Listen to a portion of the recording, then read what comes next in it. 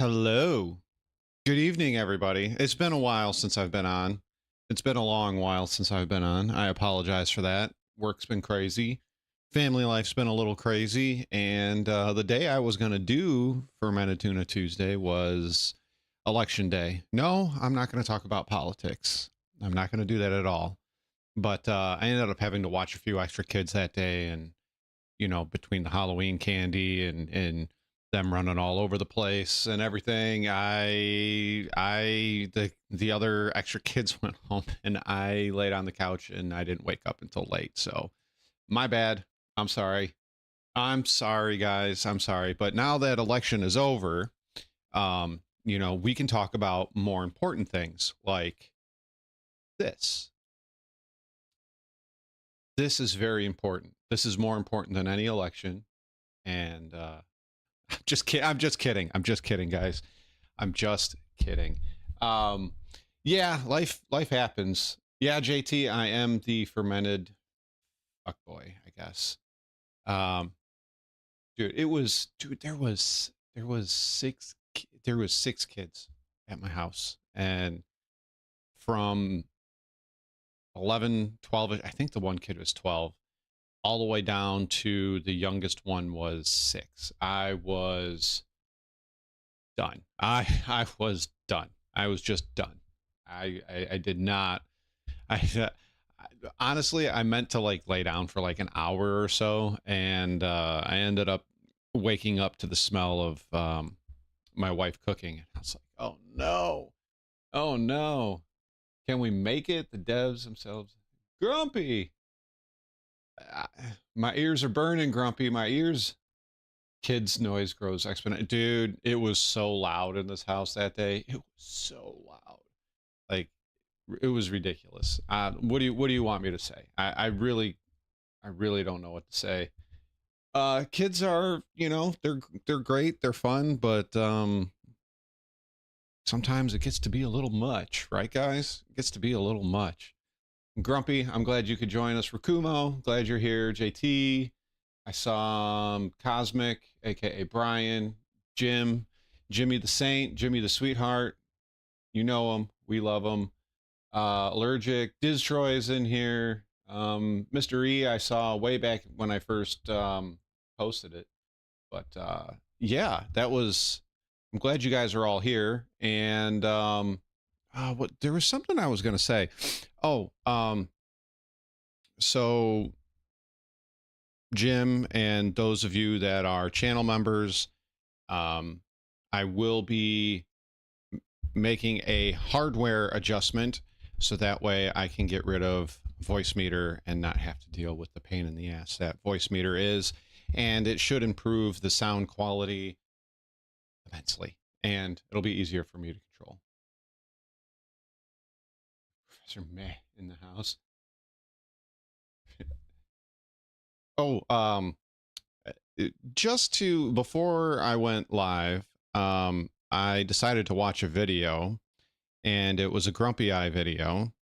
And it was when me, Rakumo, and Grumpy were pirating, and it was a funny video. Those were the days of Star Citizen, to be honest with you. Those were the days. I miss those days very much, and I wish we could get those back, but I don't see it coming back anytime soon. But yeah, I guess if you're farming or building shoes slash iPhones. So my daughter's last birthday party, it was a zombie themed. She had her birthday party the beginning of October. She had a Halloween zombie themed birthday party. And the year before, she just had a normal birthday party and like 4 people showed up or something like that. This time around, 35 people. 35 people were here. It was crazy. Kids, their parents, everything. It was ridiculous. And for those of you that know, you know how I am in crowds. For those of you that don't know, I don't do big crowds in small areas very well. So dealing with that was more than stressful. It was way more than stressful. I don't want to do that ever again. Not ever again, just not for a long time.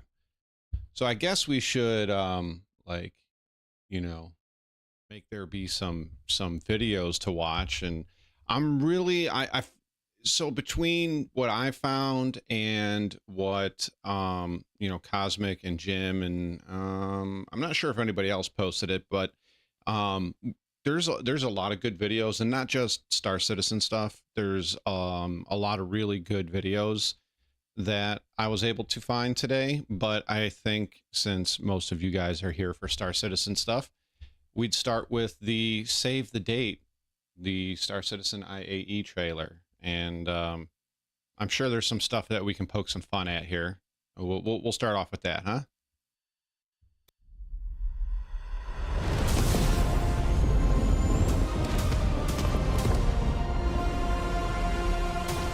And there she is, right, in all her glory, right there, the Polaris, the ship that everybody wants, is talking about, can't wait to get in their hands.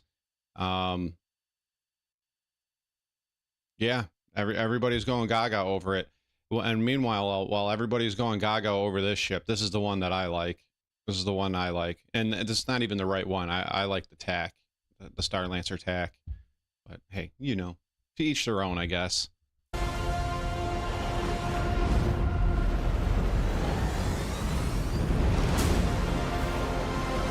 And then the server desyncs and crashes.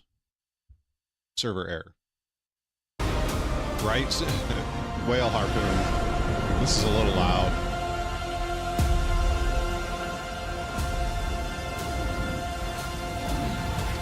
You know, does anybody even fly the Sulin anymore? Like, it was... fresh meat. It was... Ooh, nice, Grizz. It was, like, super hot when it came out, but I don't know of anybody that actually flies that thing. November 22nd. What day is that? What day is that?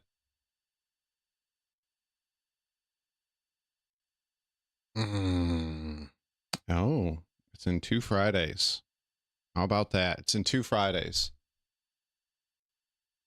I really do like the look of the Starlancer. Sir, is there anything? Do we get any, like, you know, Easter eggs? Post-credit scene? No? Okay. Okay. Nothing there. I mean, at least it was somewhat tame, I guess. I guess. In this type... Yeah, we're not going to actually watch this video. We watched it a long time ago. 2 unavailable videos that are hidden. What? What is that about? I didn't hide any videos. I didn't hide any. Alrighty. So, oh, I got a good one. Wish they'd sell ships that were fully functional and not the thought of a ship, if that makes sense. Okay, so 2 things. Number 1, to Diz, I like the Starlancer because it reminds me more of Serenity than the Cutlass Black. That's really why I like it. Now, like I said, I'm not gonna, like, the commercial wasn't that bad, really. It was, I've seen far more egregious ones, but I don't know. Like, I'm really not excited for IAE. If you guys are, I mean, cool, but I'm really not excited for it at all. Like, I'm really not excited for it at all.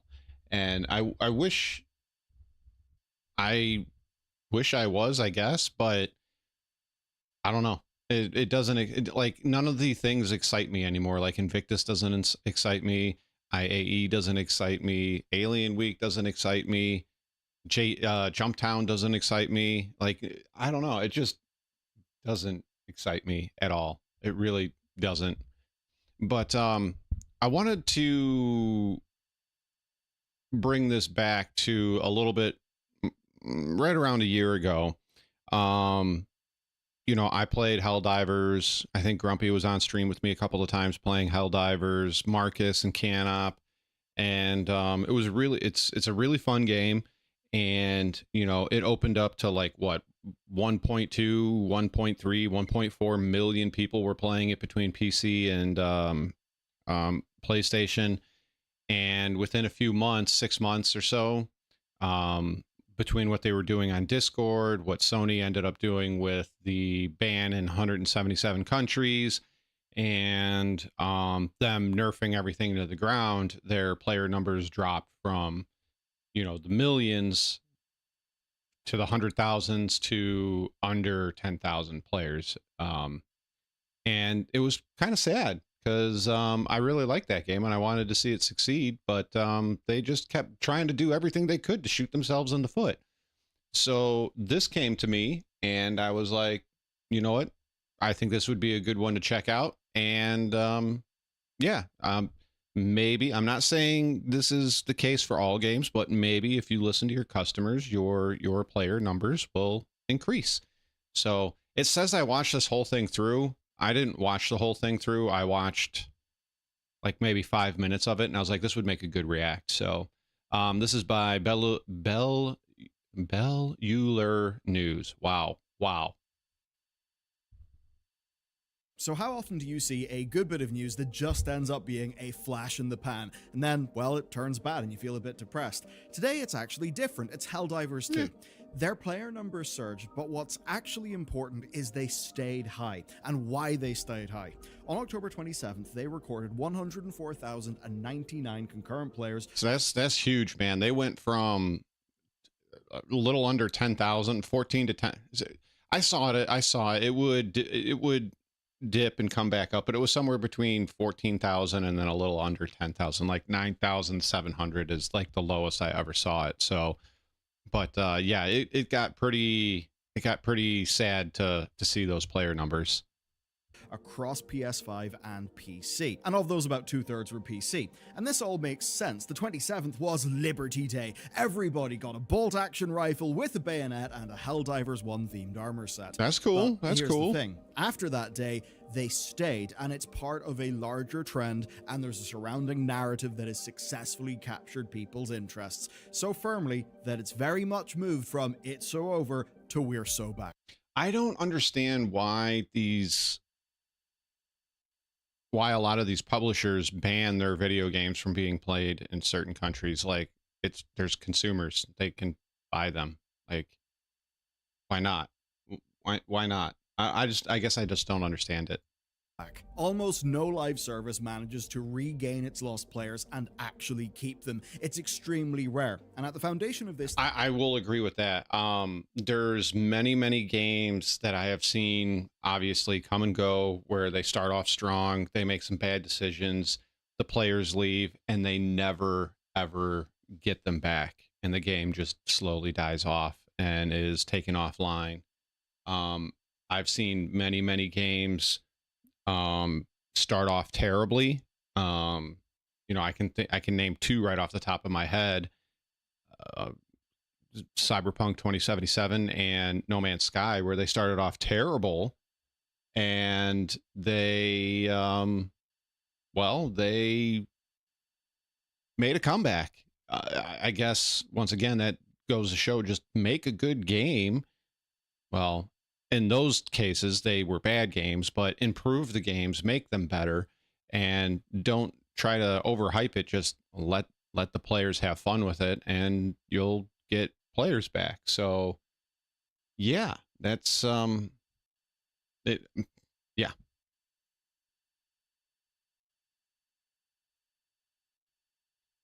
Oh yeah.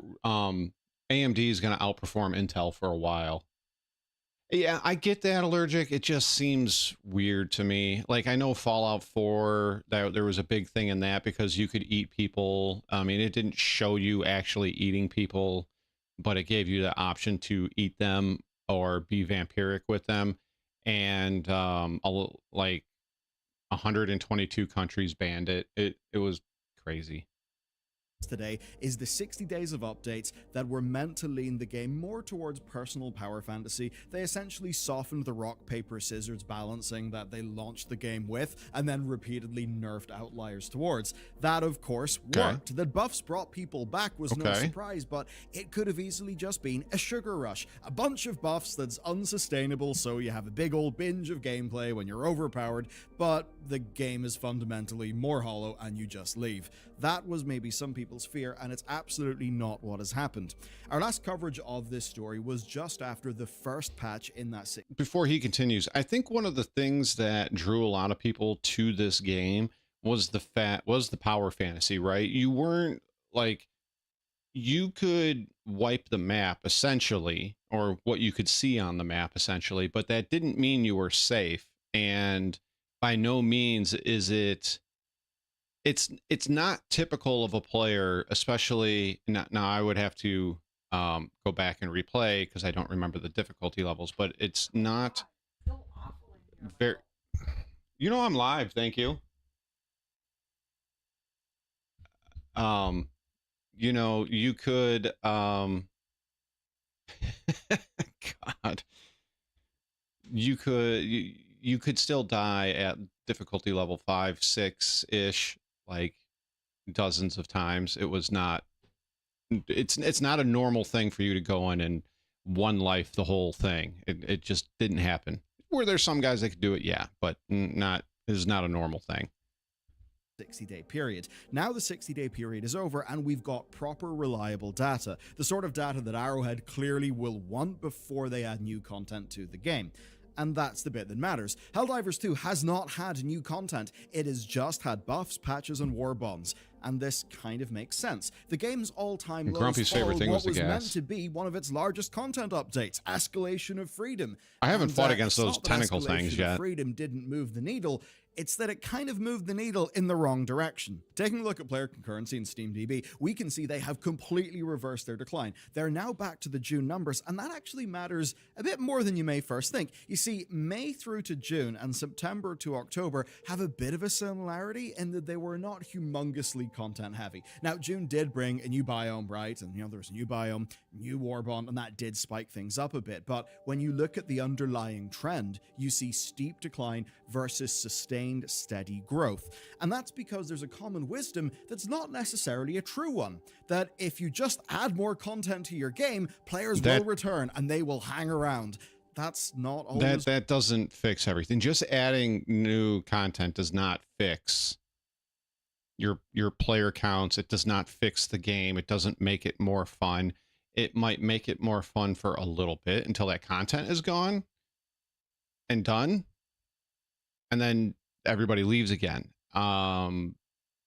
There's a lot more to it than just throwing content at a game and hoping players come back.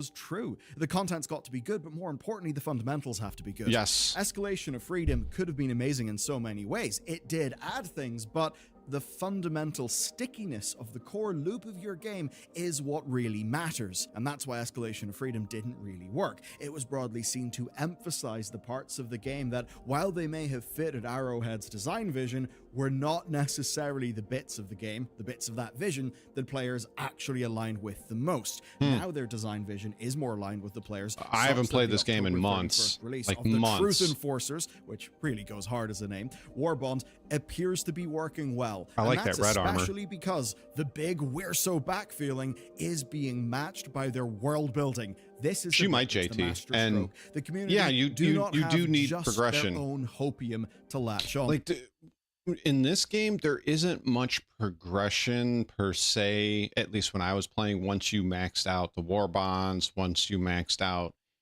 all the stratagems that you could buy, it was pretty much pick out the gear that you liked, the armor that you liked, and go out and just lay waste to everything. And that was fun. It didn't, a lot of the missions were repetitive, but the way you went and did them was not repetitive, especially if it was like, say, me and Marcus or me and Grumpy, and it's just a two-man team, and then we get paired with two randoms.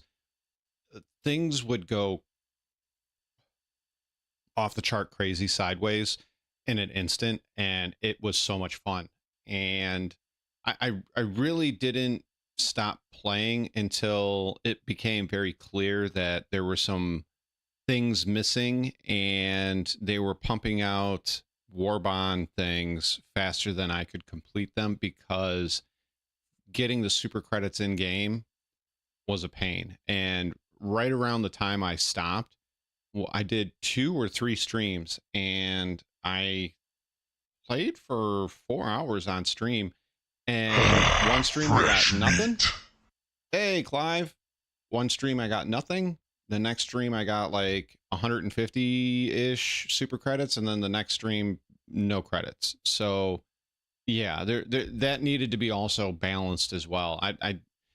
You know, maybe 20 years ago, when I had no kids, no responsibilities, no anything, yeah, I could sit down and play a game for, 22 hours a day and then go to work the next day, but I can't do that anymore. On to. And speaking of Hopium, I've got a really quick ask. Look, could you Hopium. consider clicking the subscribe button and the like button in this video? And the reason why is I really think I am simple, right? subscribed to him. You can help me do well with the algorithm. Whenever you hit those buttons, it takes you just a few seconds, but it gives the YouTube algorithm a good signal, and that helps get our content out to more people. And this is, of course, a team sport, so the more that our stuff gets out there, the more I can invest in the team, and we can bring you more content. So, with that said, let's talk about the emotional experience. I know that seems waffly, but it's what actually matters. Waffles. Across the entirety of the waffles. 60 days of Buff Divers, and even now, the game has had one consistent overall narrative: the building of a super weapon that is the Democracy Space Station. Now, this started with players being given the choice of where they want to build the station. It was one of 2 planets, and you would basically choose by liberating one of them. And since then, growth that's in pretty this cool. space station has been in stages based on players' progression That's through cool. major orders in the game, where every That's time a real major cool. order is completed, or at least one that's super related to the station, there is an update on its progress, but also the in-game model changes as well. And this isn't just a cool story in the game. Outside of the game, Arrowhead are building toward a better future, and that is exactly what this narrative is doing within the game. Just that, of course, the future is some horrible super weapon. The point is, Okay, so that's pretty cool. So even if you have everything maxed out, you got that month's Warbond maxed out, you got all the stratagems, you got everything you need to do, and there's still a sense of progression by playing the game because you're building this super weapon. I wonder what it's going to do. I think that's really cool that they're doing that. I think he's going to talk emotional investment, and I think that's important to a game, but it's not important to everybody. And I think there's a lot of lessons to be learned here. it's resonant between the game's journey and the player's journey within the game. And now, so far, the station has not been activated, and we don't really know what it's going to do. For a Sorry while, for the yawn, assumption guys. was that it would blow up on Liberty Day. Something would go wrong, but that hasn't actually happened. So far, we've got no idea. That means there's a sense of mystery and excitement for what comes next. People are waiting for Super Earth to do their thing, just like they're also waiting for Arrowhead to do their thing. But it's Okay. not just that in terms of the story. There's been an explicit focus on narrativizing both the Automaton and Terminid fronts. So on the Terminid side, the Terminid Research Preserve is the narrative framing for why players should care about specific planets in Terminid space, because the research there is going to eventually help to build the space station. Okay, And that okay. means that fighting for those worlds has a meaning. And yes, I know that players aren't going to wake up in the morning and think, I cannot wait to kill some Terminids so we can build the space station. All that has to happen is that has to be there. Interesting. in the I'd have to back look of that their video head up, as a JT. narrative framing, and that means that they don't I- just Look, I hate to pause them again, but I think that one of the hard things to do with Star Citizen is to be a news guy and not have played it for any length of time, because if you've never played it, there's a lot of things that you just don't know. And unfortunately, I think when Star Citizen players watch that, they feel that actually they can call it out right away that the guy's never played and that's not the way things go and blah blah blah, and it comes off as not credible. feel like they are grinding dungeons in an ARPG just to make your number go up forever until they die. But it also does go a bit deeper. This is Helldivers, and the gloom effect on the map is literally a result of interference of Super Earth on terminated biology. So there's an expectation that, of course, some sort of absurd side effect that will create some gameplay content will come from this. And again, that's how the narrative here is smart. And it's similar on the automaton front. As an example, take the Jet Brigade. All this was in reality was Arrowhead increasing the spawn rate for jump pack bots in a few planets. But that's cool. It's narrativized. Those things are and you can feel it. Pain in the ass to deal with, because if you shoot the jetpacks, they explode, and if they're too close to you, you die. Players are engaged on a narrative level, and their actions have got context in the game that matches the out-of-game story of the game itself. And that is the genius in how they're operating this. So it does seem we're back, and it all goes to the core sell of this game. A never-ending war built to be continually engaging in a way that is not just a regular live service that has, I don't know, what's up, Mr. every 9 weeks or whatever the latest thing is. The Democratic Space Station, the surrounding narrative, is just one example of that, and it's only possible because interruptions in the game story have stopped. You see, that's what the nerf complaints did. That's what Are you PSN serious, did. Jim? They That's emotionally crazy. Disconnected players from that experience. And now we can just take a look at the Steam player data. We see that people are back and they're caring about this narrative again. And for the more emotional I still haven't, side of that, I haven't not even just tried that numbers, new walker. We can take a look at the reviews. The 3-month view of them is absolutely perfect for today's purpose. From extreme negativity to recent reviews being 91%. I really don't know. Jim and Cosmic and Mr. E will probably know more than I do about how Star Citizen is running today. Honestly, I have not logged in since 3.24. Went to PTU, wave, whatever the latest wave was for that, and then I jumped in there for live, and I did some low flying and died a lot, and I haven't logged in since. I just don't see a point right now. You know, I'll get into that, and I've been working on a video very, very slowly, and you'll kind of see what I'm getting at.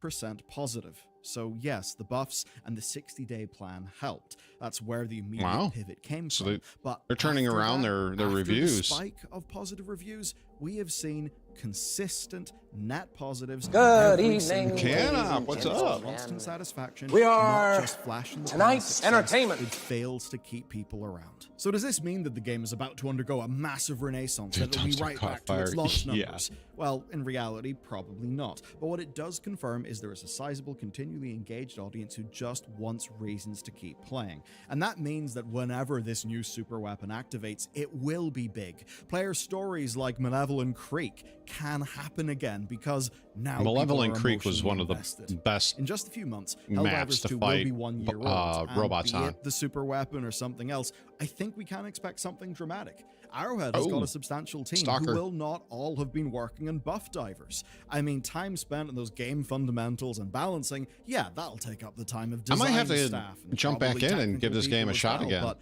level design, art assets, they surely have dozens of staff who are working on future content. And that means that while the peak numbers probably won't happen again, no, they're never going to get back to 1 million again. Close, and the biggest is obviously the third faction, who are the Illuminate. And they're if they bring the Illuminate in, I'll definitely have to. Covenant, but to get a bit of the I'll horror definitely have to check and it also out. the Combine in Half-Life, just of some of their visuals and the big walkers that they have. They were there in Helldivers 1. They were pretty damn cool. And now the trust in the game is restored, people can have hope again.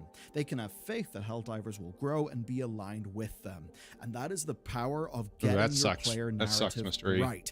And I'm going to bring one point of contrast in here. Add stairs. And it is World of Warcraft. Yes, I know, me talking about World of Warcraft. Hardly a new thing. But what's interesting is the War Within had a really strong launch, but a few things happened that damaged that player narrative, that damaged that player trust, such that now, after having a patch that is bigger than we would expect for an anniversary event that had an upscaled rate that was actually really cool, there's a new island coming to the game called the Siren Isle, but people just see, oh, weeklies, a currency, and they're like, oh, it's content, but it's more of the same, and I don't care. That's because Yeah. players do not have that fundamental level of emotional trust. And that is what Arrowhead have been able to capture. That is the power of essentially convincing somebody that your game is a dependable place to get what you want, which ultimately for games is a break from the noise of daily life. That's why we go to games. So I think he may say it, but I think that's a very important way to look at your game. Stay a while and listen. You know, it can be, how you doing? It can be a work of art. It can be a masterpiece, but the reality is that games by a large majority of people is used as an escapism of reality, right? A way to escape the mundane, a way to escape the grind of life, a way to escape the 9 to 5 or whatever your job is. It's a way to just break up the day or the week or the month, depending on how often you can game. And I think that's what makes gaming so important to people. It doesn't have to have a message. It doesn't have to have an agenda. It doesn't have to have the best graphics in the world. Just make it a fun game and people will play. And like I said, I think that's the important thing here is that it's supposed to be fun. You're supposed to escape into this digital reality for just a little bit, and before you come back to reality and, you know, deal with your kids or go back to work or, you know, whatever your situation is.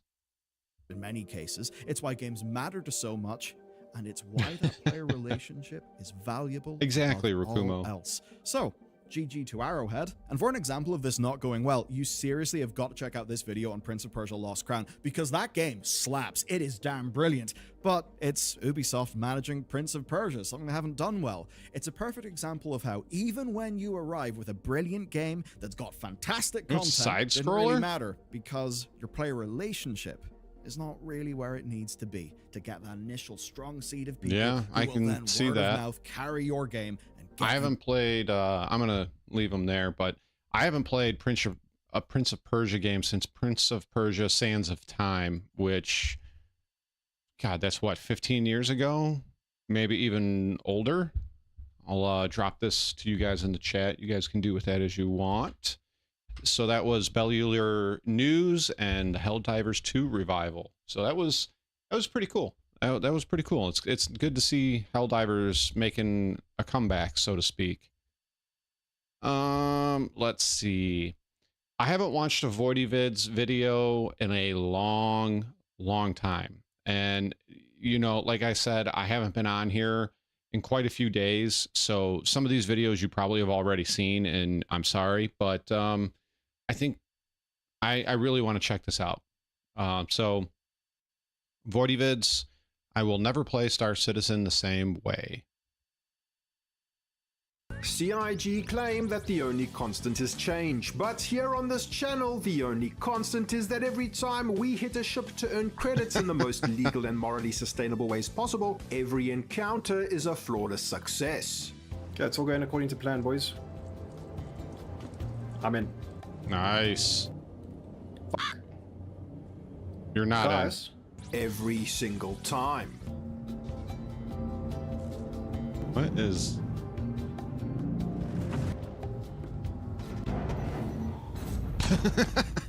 Without fail. If you ask, really, man. Or do I need to talk in game? what just happened? We always manage to make away with only the most lucrative commodities. Medical supplies. I'm just gonna toss that out the fucking corundum. That shit. Copper, really? What's that? Ultratoxin, let's go. Even our attempts at socially engineering inside jobs have a 100% success rate. Oh, we're going to do some duplication bug exploiting and shit, you know, the usual. It's back to normal size. Can you show me how Oh, it's I'm done, bro? in his way. I heard about it, but I ain't seen it. Yeah, you go buy stuff, and then you go sell it, and then you sell it again. Easy as pie. That's all it does. You know the streamer Croncy? You look like his character. I do not know that streamer. Ah, okay. So where you gonna where do you I'm buy not a the fan of RMC? Croncy. I've heard some of the stuff. I'm free fly, so I'm just trying to figure stuff out. Oh, I'm not actually gonna go trade RMC. Don't be like that guy and go follow Croncy on twitch.tv/Croncy. No, thank you. But for now, Star Citizen 3.24.2 has been live for a while, so we check out our Mobiglass to see which rung on the ladder of society we currently reside. Rocket Man. As it turns out, we're a dirty space poor, and after all the previous months of hard work, we have nothing to show for it. I'm sure crime does actually pay, just watch this old video, but it just cannot sustain reckless usage of ludicrously overpriced railgun cartridges. It's become clear that we need rehabilitation to change our ways for good. So we're at Brio's Breaker Yard now in a Drake Interplanetary Corsair, and as you know, all good ships have a name, so I decided to call this one Our Dreams. As we approach, we detect a low... So far, I've just seen a lot of reasons why I haven't played this game. Randomly exploding ships, weird bugs and glitches, like... That's not the only reason why I stopped. And sorry, my green screen's acting all up. I don't know what's going on with it today, but... yeah, that's the bugs and the glitches aren't the only reason or the reason why I stopped playing Star Citizen, but it's a good many of the reasons. Yeah, but yeah, so far I haven't seen anything, you know, not normal for Star Citizen, I guess. In Vulture. We need to act fast because as a reformed ex-criminal ne'er-do-weller no more, we would hate for misguided citizens to make the same life mistakes that we've made in the past and take it upon ourselves to correct this obvious unlawful behavior and save this vulture captain from a lifetime of disappointment and space poverty. I mean, space poverty sucks.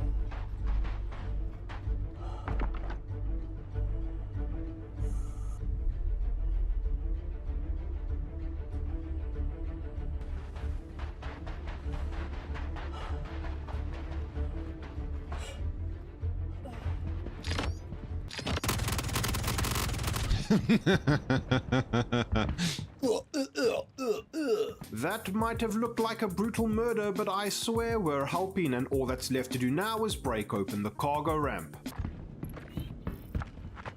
As it turns out, helping is tough, and so are 3.24.2 Vulture cargo ramps for some reason.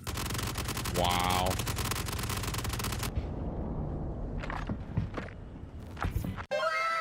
Just as we suspected, 4 standard cargo units of grade A illegal bedroom performance enhancing boy space XX.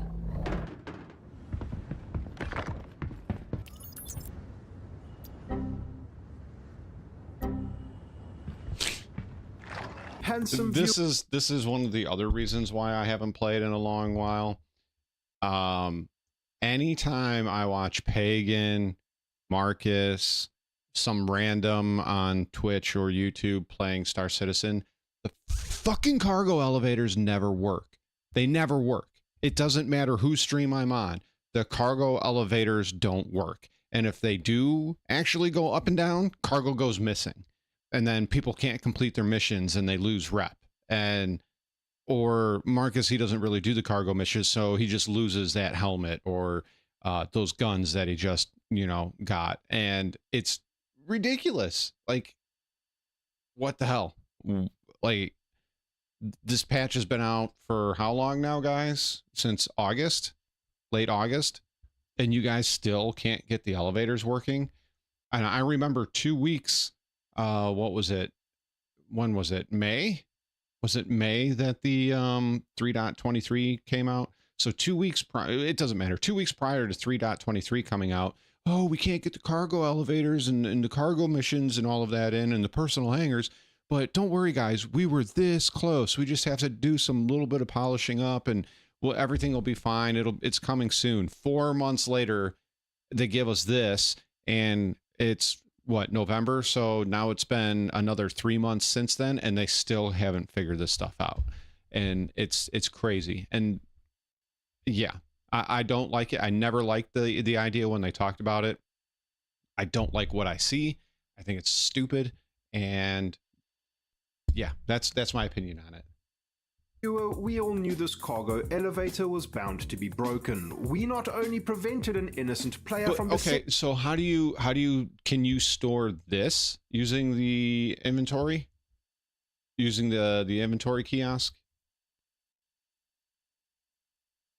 I don't think you can, right? You can't store the eggs or like slam or whatever using the item bank, right? Unless if you can, then you know that's awesome. Descending into an uncontrollable and meaningless life of crime, but we've also saved them from dealing with the disappointment of a broken lift. We'll just sell our honest earnings at another dodgy illegal moon junkyard, but first it would be poor form to just abandon any potential useful loot on the corpse of the victim of this tragic life lesson. We get in position and grab some iron that was there for some reason, but before we can grab the body, our dreams are savagely attacked. Uh-oh. The lasers are going right through the hull.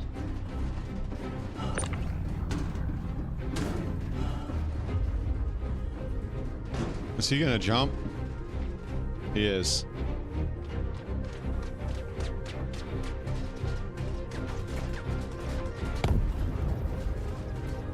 Oh, he got smushed by his own ship.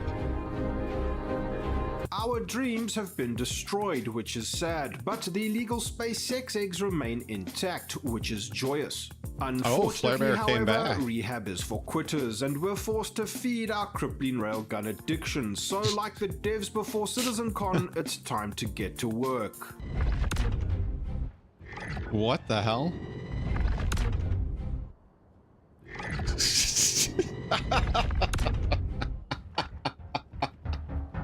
Wow, this must be some new angular trajectory detection technology to make footy to shippy shooty combat more engaging. We probably just need to attack at a perfect 90-degree angle to ensure that each 1,200 credit shot of overpriced railgun projectiles provides the maximum return in damages caused to the target. Of course he came back in an F8. God.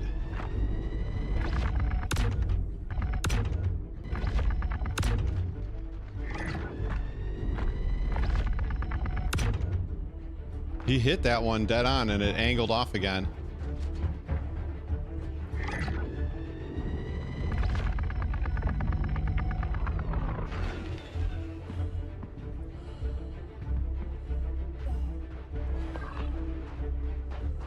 Come on. I hope the guy lands, does something stupid and lands.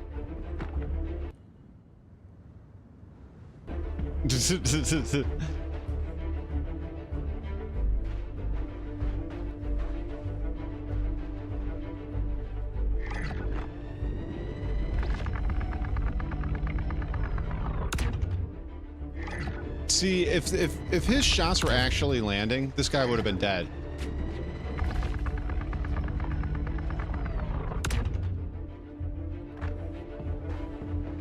This is crazy.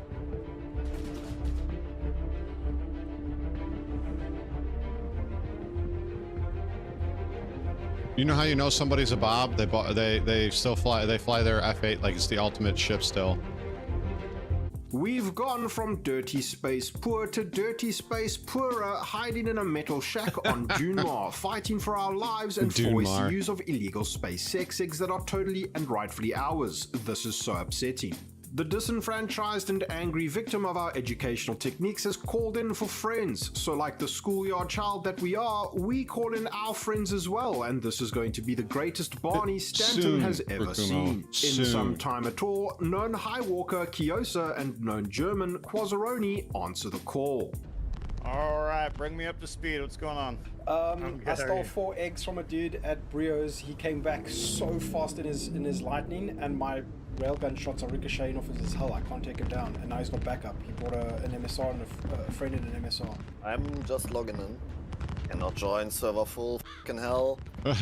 Serious. 30k. Type in 30k. Yo, dude, these guys are nose down in hard here. Okay, we're talking MSR and F8, right? Nice. F8. Uh. Oh, I see him. Tough. It's either an Gonna F8 bring or a my- Saber. No, it's an F8. It's definitely. It's an F8. Okay, can you maybe handle party invites? I'm just gonna be on my toes here. I've got eyes on the Weevil eggs. I gotta share the Weevil eggs. Yeah, I need money now, so you're gonna have to Yeah, share. dude, I'm so poor, bro. I'm down to 400k. I'm down to 400k. I wish I had 400k in the bank. Railgun ammo, bro. It's not a meme. Jesus Christ. How expensive can that be? 6k per cartridge. Holy shit. Yep, it's fucking That's a lot. That's It's like 1,200 per shot. per bullet. What the fuck is that? All that's left to do now is stay alive, stay out of sight, and wait for the boys to engage while we stay absolutely laser focused on protecting these illegal space sex eggs. Shit, they got the eggs. Oh shit. Get the MSR's got the eggs. Shoot him.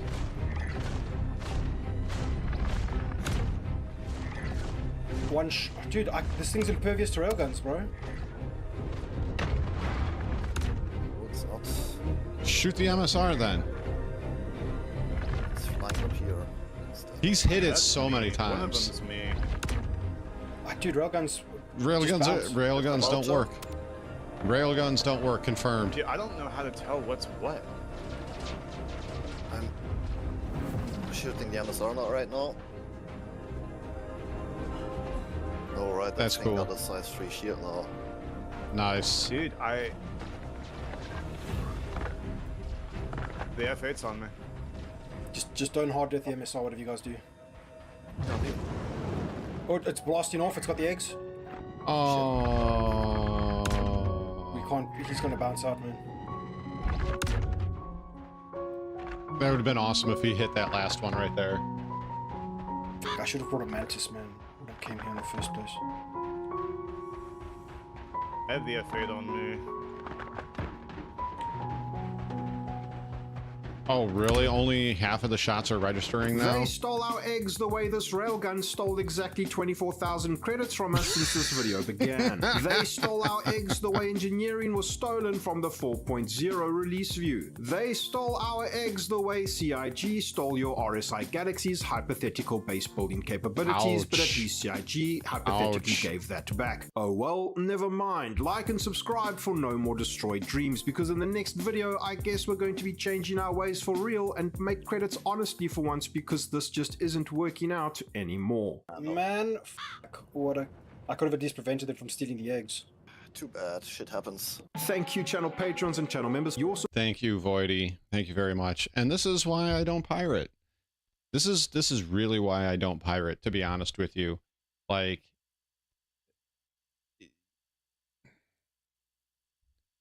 elevators don't work. Going up or down, or actually taking the commodities. It's very hard to find anybody these days because none of them are actually running commodities. They're doing the cargo missions. So it's hard to find them. And unless they're top ranked, they're not getting super expensive illicit cargo. And so it's just not worth trying to steal it. And then, like, you know, you feel bad for some people that are like, you know, I only get to play so many days a week, and right now, because of the way the rep works, is if they take a couple of missions and you hit them and you take their boxes and go and sell them, and then everything works the way it's supposed to, their rep gets so damaged now that they may not even be able to take missions anymore. It's crazy. It's crazy. I mean, you can successfully pirate alone. It's just right now, as I said, with the mentioned issues, I don't think it's worth pirating anymore.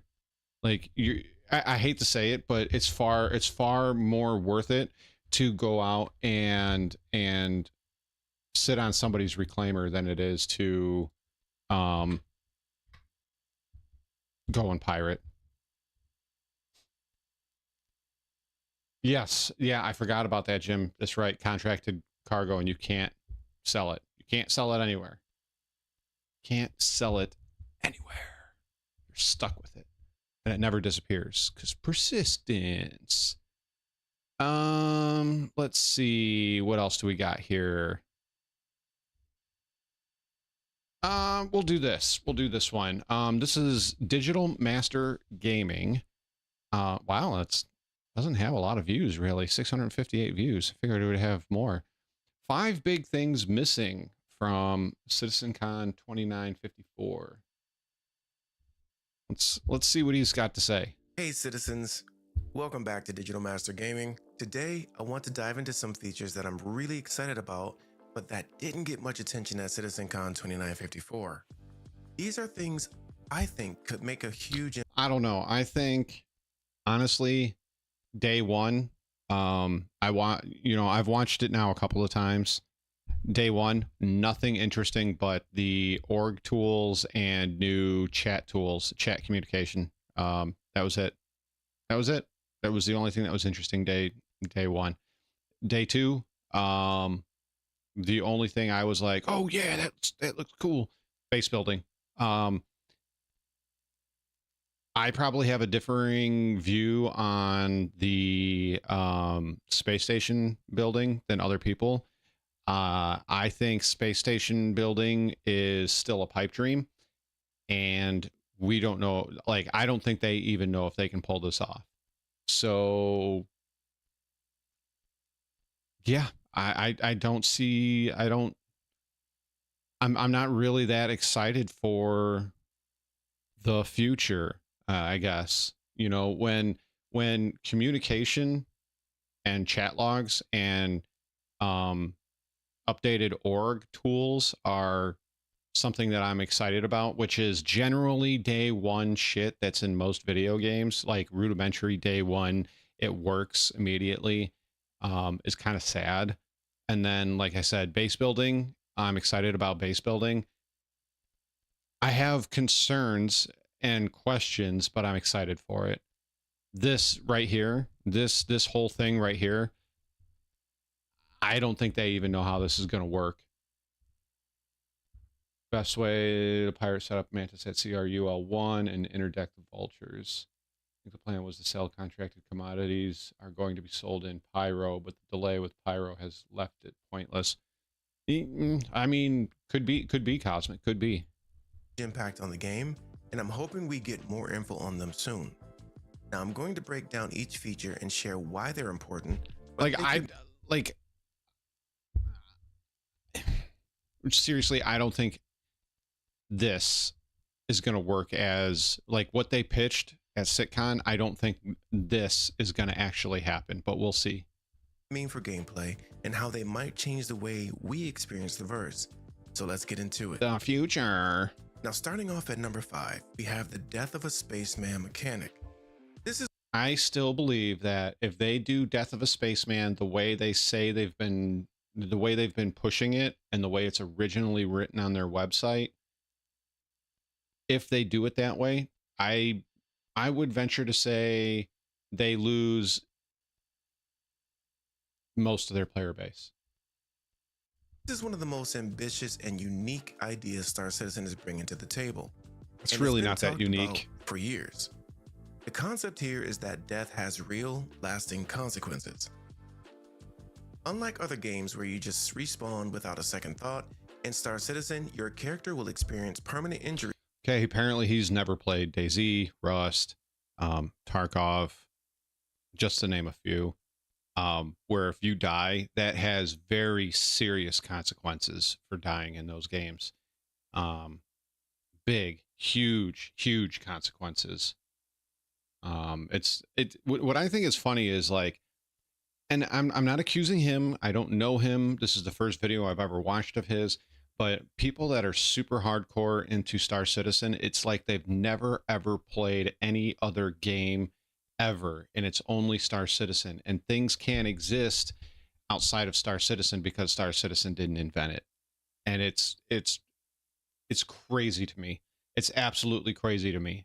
You know, Tarkov, you die, you could lose millions worth of rubles or dollars or whatever currency you've been spending to get that stuff. hours and hours wasted completing tasks to get that stuff. You know, DayZ, somebody could be breaking into your base and you go out and try to get them and you didn't realize there's another guy and they get you. Well, now you're spawning on the coast with no armor, no guns. You may not even make it back inland before they break in and get to your supplies. Like, it's crazy. It's crazy. That affect their abilities. Over time, those I think it's a injuries dumb can add up, idea. and eventually, after too many close calls, As far as Star Citizen's concerned, I feel it's a really dumb idea. The Apple user syndrome, very much so. Very, very, very much so.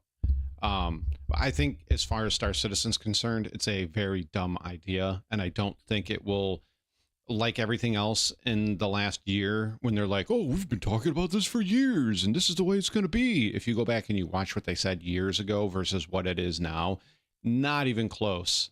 Not even close. Maybe a quarter of it is what they said, but none of the rest of it even is in or close. Your character could die permanently.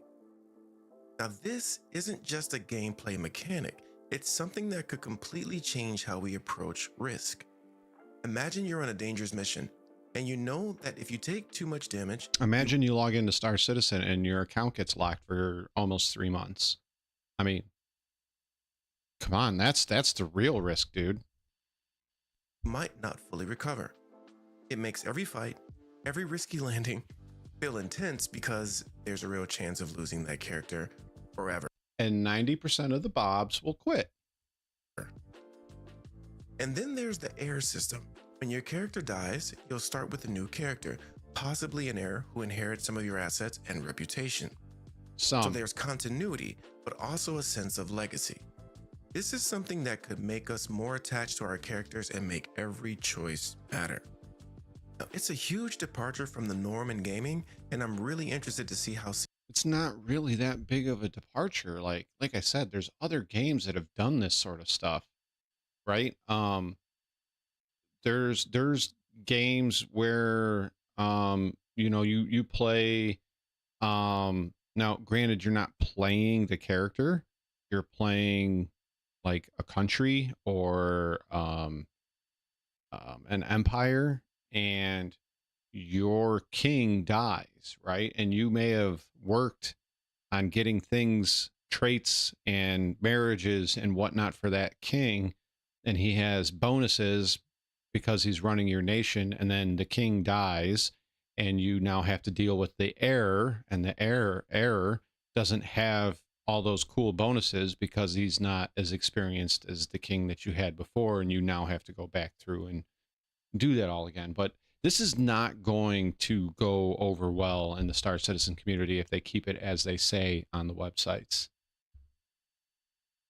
CIG will make this mechanic feel both rewarding without overly punishing. Now, let me know in the comments, how do you feel about permadeath in Star Citizen? Right, JT? Now, coming in at number 4 is the advanced... My best phone that I ever had, Rakumo, was a Nextel, and I forget the model, but it was a little silver, it was a silver flip phone. It had a steel case, except for the front flippy part, and it had the chirp function on it. Best phone I ever had. I had that phone for so long. It went through so much abuse and just kept going and going and going and going. I believe I ended up getting rid of that because it was no longer being supported, is why I ended up getting rid of that phone. But I miss that phone. That was one of the best phones I've ever had in my entire life. And I would gladly give up YouTube and everything else on here for a phone like that again. Scanning and radar system. Exploration isn't unique to Star Citizen, but the breadth and scope of exploration here is what really sets it apart. This system could elevate... But they've never actually... like, I've looked, unless he pulls up something and shows me, I've looked, they have never actually discussed exploration outside of scanning a few things and adding and being able to sell waypoints. They've never really said how we would be exploring and interacting with this stuff. exploration by allowing players to detect distant objects, map out points of interest, and uncover hidden resources. So let's talk about what this could mean in practice. Imagine you're flying a Carrack or a Terrapin. See, we have to go see, and once again, this is not a shot at this guy. I don't know him. I don't know his reputation. I don't know what he does Star Citizen video wise. This is the first one I've ever watched. But this is one of the things that I really dislike about this community is we always have to imagine. We have to imagine. It's always imagine. There's never any feasible way to be like, oh, this is what they said, or this is what they showed. Because even if that's what they said and that's what they showed, as I said earlier, you know, that was 6 years ago, and now it's finally getting in the game, and it's nothing remotely like they said it was going to be. So, but Scar, this is only tier 0, first iteration. You just don't understand game development. Okay. No Man's Sky, it's way bigger than SC. It is way bigger than SC. And does the same thing. You can fly up and down from planets. Yeah. You can do that in Elite Dangerous. You can do that in Battlescape Infinite. You can do that in, there's a few other games that I'm forgetting. You know, hold on a second, guys. The green screen's really bothering me when I look over at OBS. 1 second.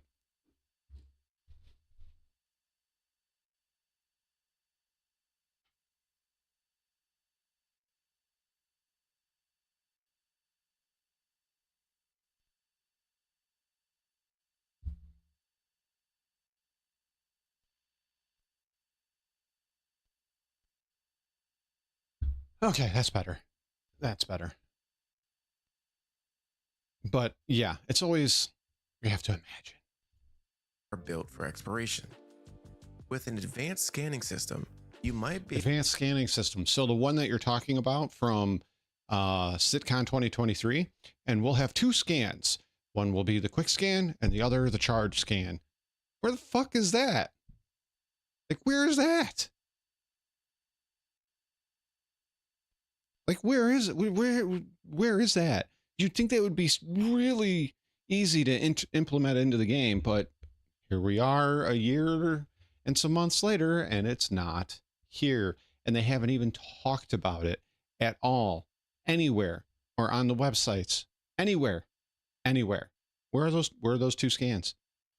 Oh, Star Map 2.0, Scarred, you put out that video and you put an X on Star Map, on the new Star Map. Yeah, I did put an X on the new Star Map. You know why?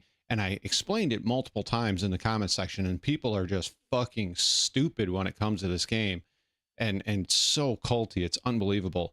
I put an X through Star Map, the new Star Map, because it's a facelift on an old system that still has the same bugs where you have problems routing, you have problems jumping, quantum markers don't show up after you've set the route. You still fly into planets, you fly towards the sun, etc., etc. It has a cool new search bar. That's it. Why else did I put X's on there? You can't buy, sell, and trade waypoints, and you can't create waypoints. That's why I put an X on there. But people don't seem to understand that. They don't get it. Spiders. Do I like rocks? I honestly, spiders, not spiders. I'm not a fan of spiders, but tarantulas I like. I don't think I would want to hold them, but I would want to keep a couple of them, like the pretty ones. But the really, really pretty ones are old world tarantulas, and I'm not going to get into it here, but there's new world tarantulas and old world tarantulas. Let's just say new world tarantulas are a little bit more friendly than old world tarantulas.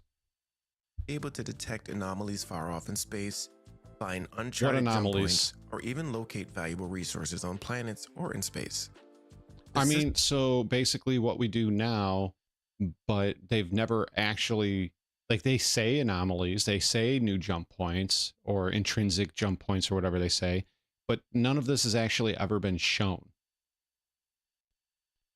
The system could add a strategic layer to exploration. For instance, will you risk venturing out into unknown space if you pick up a strange signal? Will you use your radar to scan for derelict ships, hoping to salvage some high-value items? The possibilities are absolutely massive. And for explorers out there, super massive in one system, soon to be two, maybe soon. We don't know, actually.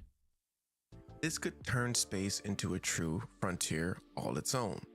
We have to have more than one this system. Makes exploration feel like a real adventure where every scan could lead to something new. Is that the terrapin? This is one of those features Yeah, that could that's the make terrapin. deep space exploration feel endless. And it's one You have that to I'm have more than one particularly system. excited about. Now, if you're into exploration, Exactly, Jim. drop me a comment. What would you want from an advanced scanning system in Star Citizen? Now, at number what would I want from an advanced scanning system in Star Citizen? I would want there to be actual things to scan, but there isn't. We have rocks, we have ships, and guess what? The scanning doesn't even work for rocks or salvage. I forgot salvage, like panels and derelict ships, but it doesn't always work. And what really doesn't work is scanning ships and trying to see what kind of cargo they have in them. For 2 years now, scanning has either sort of worked a little bit or not at all. And once again, I would just like that to work. That's it. Just work. 3, we have the law system. This system is going to be essential for creating a structured universe where actions have consequences. It's designed. Oh, you know what's funny is, and you can ask Rakumo about this, that river. So if you go to one of the spots on the river, you can actually go underneath the river, and the river's up here in the ground. So the river, I can't go above my head because you can't see it, but the river's way up here, and then the river bed is like way down here, and you're walking around on the riverbed, and you can look up and look at the bottom of the river, and you can do that. So that was when it first came out, and you can go to that spot. There's actually multiple spots that do that right now today, and it is, yeah. Oh God, the new scanning MFD. Oh yes, I need to scan a ship. Hold still, don't run. I'm trying to pirate you. Hold on, let me go down here and click on my MFD. Side scroll over, click the new one. Okay, now I can scan you. Retarded. Be the backbone for things like bounty hunting, crime, and general player behavior. Now, right now, we already have some elements of this with crime stats and bounty mechanics, but the full system promises to be much more complex.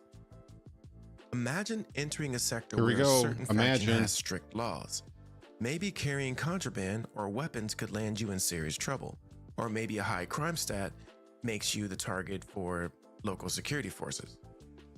What's cool about this is that it could make different regions feel distinct. Each area might have unique laws, enforcement levels, and penalties which could impact how players choose to behave. For new players, this system could also serve as a guide, showing them where it's safe to travel and what actions are risky. It's never safe. Like even in the highest security areas, it's never safe. You know, Eve gets brought up a lot, but I know people and have seen videos and hear all the stories of people that purposely go into high sec areas just to gank people, and because they think it's funny. Now, this is the kind of feature that can make the Star Citizen universe You're right, feel Canna. alive You're and right. reactive. I'm looking forward to seeing how CIG refines it and adds more complexity. Yeah, they haven't talked about data running in forever. Being a bounty hunter in this system, chasing down wanted players or NPCs who's broken laws in multiple regions. It's one of those things that could add both structure and freedom to the game, depending on how you choose to interact with it.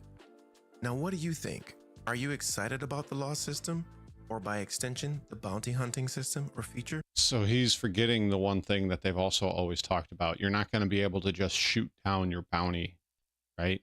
You're going to have to, you know, either verify that he's dead or handcuff him and shackle him and bring him in. So he's forgetting that major aspect of it, because they've talked about it multiple times, that you're going to have to either physically bring them in or make sure that they're dead. But Jim and Cosmic, right? I'm not wrong in the fact that I have to click on an MFD screen, side scroll, and select scan, and then I can scan, correct?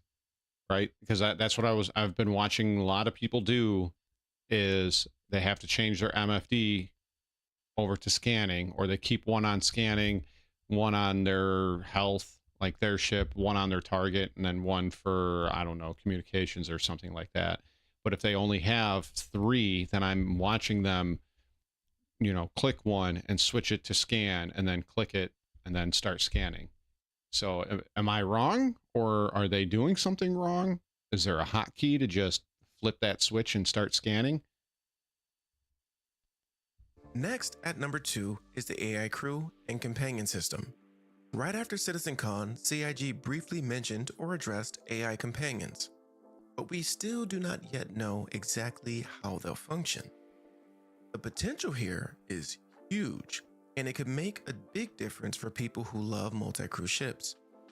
Imagine you're flying a large ship like the Hammerhead or the Carrack, and you can assign AI crew members to specific tasks. Like, here's the thing, like AI crew members are so far down the line and so far away that it's like, I don't want to say it's not worth talking about, but it's so far away. Like, this is like, even if 1.0 comes out, AI crew is not going to be there. Like, it's not going to be in 1.0. It's probably not going to be in 1.0.1 or anything like that. It's going to be so much further on. They could help with repairs, manage shields, operate turrets, or even assist in cargo operations. This could be a game changer, especially. Do you want me to trust AI right now that walks in place or stands on a chair with its arms out? I don't think so. Those of you who don't always have a full crew of players available. And for solo players, this system would make it possible to experience the thrill of operating a big ship without being at a disadvantage. It also adds to the immersion, making ships feel like actual crews instead of solo endeavors. Right, I'm Jim. really curious about the depth of control we'll have over the AI companions. Like, will we be able to give them direct or detailed commands? Will they have their own personalities or skills? For the latter, I think we have confirmation from CIG that will exist. Now, this is something I think a lot of players are looking forward to. Okay, so I want to put this in perspective, and once again, this is no shade at this guy. As I said, I don't know him. This is my first video I've ever watched of his, but there is a lot of copium in here. There's a lot of hopium, and there's a lot of taking what they're saying and not really understanding some of the stuff that they've said and done in the past, and holding that reputation and that history against CIG, and kind of keeping your hopes and your dreams a little bit more grounded. So here's my perspective right now. When they started talking about 1.0 at CitizenCon, and they were showing all that stuff on day 2, right? Like the day 1 stuff, like the swamps and the new biomes and what is that, Star Genesis or whatever the fuck they're calling it, Star Architect, all that other star shit that they were talking about. That wasn't a big deal to me. Like, I just, okay, whatever. When it gets added, cool, it gets added. It's not something that's going to fundamentally change the game. But when they started talking about all the stuff on day 2, you know, the rep system and the guild system, and well, that was on day 1, and you know, base building and all this other stuff, I'm just sitting there going, oh yeah, this looks great. And then when at the very end, when Chris came on and was like, oh yeah, we plan on having 1.0 out to you guys in the next within the 12 months to 18 months, I just sat back in my chair and went, oh my God, what you really mean is 3 to 5 years before we get 1.0. And then let's take what he's talking about with NPC crews and AI blades and all this other shit. You're talking 5, 6, 7, 8 years down the line before all of this stuff gets in. And I'm sorry to say, but that's the sad reality that CIG has put themselves into. And you know, I'm going to throw this out there. Me and Grumpy had a very long talk yesterday, And, the beginning of the talk was like, personal things and some video game stuff and other things like that. But then we started talking about Star Citizen, and we usually don't talk about Star Citizen unless we're playing a game and clicking away and something janky starts happening and we're like, oh no, 30K incoming or something like that, a Star Citizen joke. But we don't sit and just talk Star Citizen. We haven't in a long time.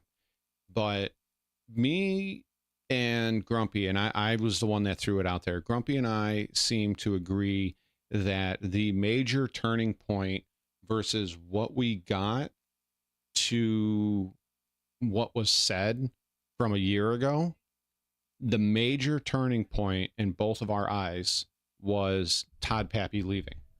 Now that Todd Pappy is gone, and I forget who's in charge now. I had his name. It was right on the tip of my tongue, and it's just now gone. But there is a major loss of credibility, and the way the project is being handled now for the PU is completely different, and it honestly seems worse now. Could just be mine and Grumpy's opinion. I don't know. We don't have facts to back it up with other than just how this last year has been handled since Pappy is no longer with Star Citizen. But you guys, you make up your own mind on that. It could make every ship feel more alive. Now, if you are interested in having AI crew, tell me in the comments what kind of roles I would you'd rather like to have see human or want to see them take on. And finally, at number 1, we have the expanded player and game economy. Right. This system, once known as Quanta, is now referred to, I believe, as StarSim. It's expected to be the foundation of the Star Citizen universe. The economy is supposed to be dynamic and reactive, meaning prices, resources, and goods will... What's funny is they've been talking about this now for, I think, 3 or 4 years. And, I don't have his channel right at the tip of my fingertips here to just drop in chat. There's a guy named Ravier, Ravier, on YouTube and Twitch. And he's making a game called Unforgiven Space. And he's working on his star sim, his star economy, whatever you want to call it, and has shown functional models, and he's further along on it than the last stuff that we've seen from Star Citizen. And he is basically a one-man dev. He has a couple of people helping him, but it's not like hundreds of people. It's like 3 or 4. And they all have jobs, they all work, they all have lives, so it's not like they're working on this stuff all the time. And they're way further along than CIG is when it comes to background functionality of their game. And it's honestly, it's kind of sad. And it feels like I'm not saying he's mad, but I'm just saying, like, lately games like that, Kanga, and there's a few others, it's kind of like, you know what, I've wanted a game like what Star Citizen has promised to be, and that promised 13 years ago still isn't available. So fuck it, hold my beer, I'm going to go do it myself. Shift based on supply and demand. But what I think is most exciting about this system is that it could make every trade route, every mining operation, and every market interaction feel meaningful. Imagine setting out with a cargo load of valuable goods, only to arrive at a station where the prices have changed because someone else beat you there. Or imagine resource shortages. Or imagine, like, you have this thing called like the internet, and it's in your ship and you can see the prices before you go there. Like, we have that sort of thing now. And if not, maybe you can look in your ship and see the prices in the next 5 systems around you. And you can use a tool on, whatever internet website you want to use and look up the prices there. People aren't going to be stupid enough to be flying around. And that's the other thing too. Like, eventually we're going to get 5 systems, and it's not going to be that big of a deal. Let's say 1.0 does come out in the next year and we do have our 5 systems. The one thing that you have to keep in in mind is flying from one system to another. So if you want to fly from Stanton to, what is it? I forget the one that started with a C, right? They're 5 systems away. 1, 2, 3, 4, 5. You have to quantum all the way across Stanton, take that jump point, quantum all the way across the next system, take that jump point, quantum all the way across that system, takes that jump point. It's so slow. It is so slow. And eventually when there's 50, 20, 40, 50, 100 systems, it's going to take you 2 weeks. 2 weeks to get from one side of the universe to the other. Or, you know, say I want to meet up with Jim and Pagan, who are over in one system, and I have to make 63 jump through 63 systems to get to them. I may as well just be like, well, I'll catch you next Friday, guys, because I'm never going to make it there. That's something else that needs to be addressed and worked on and fixed. Quantum is too slow. The jump gates are too slow. On certain planets, driving up prices, creating opportunities for trade and smuggling. Now, StarSim could bring the universe to life in ways that make the economy feel real. But here's the catch. We haven't heard much about StarSim in recent years, and CitizenCon didn't really touch on it. It's like the mysterious foundation of the game that we know exists and will have a huge impact, but we don't have many details on it. Personally, I think it's one of the most ambitious parts of Star Citizen's design, and I'm eager to see it in action. It's not really Now, that if you're ambitious. interested in the economy and trade side of Star Citizen, let me know. What do you hope StarSim will add to the game? So, there you have it. These are my 5 features I'm really Castro, excited that's about the that name of didn't it. get much love at CitizenCon 2954. Now, each of these systems has the potential to make Star Citizen feel like a true Oh yeah, that's right. They did have that. universe, Brian. and I can't wait to see how they develop. Now, let me know in the comments, are there any features you're hoping to hear more about? And if you enjoyed this breakdown, don't forget to like, subscribe, and check out my YouTube channel for more Star Citizen content. Fly safe, everyone, and yeah, see you in the verse. Now, before we wrap up, I want to give a quick shout out to my Star Citizen organization, the Frontier Initiative Corporation. I'm going to have to find their email, if I even still have it, but I'm pretty sure they sent out mass emails. Pretty sure it was them. And if you perform anything illegal, they'll kick you out of their org. I'm like 99% sure it was them. So here you guys go. I'll give you the link. Join the guild and do something illegal so you can get kicked out. But if they remove time sinks and you, yeah, it's true. Stay a while and listen. Fade, what's up, dude? The logo's cool. It is nice.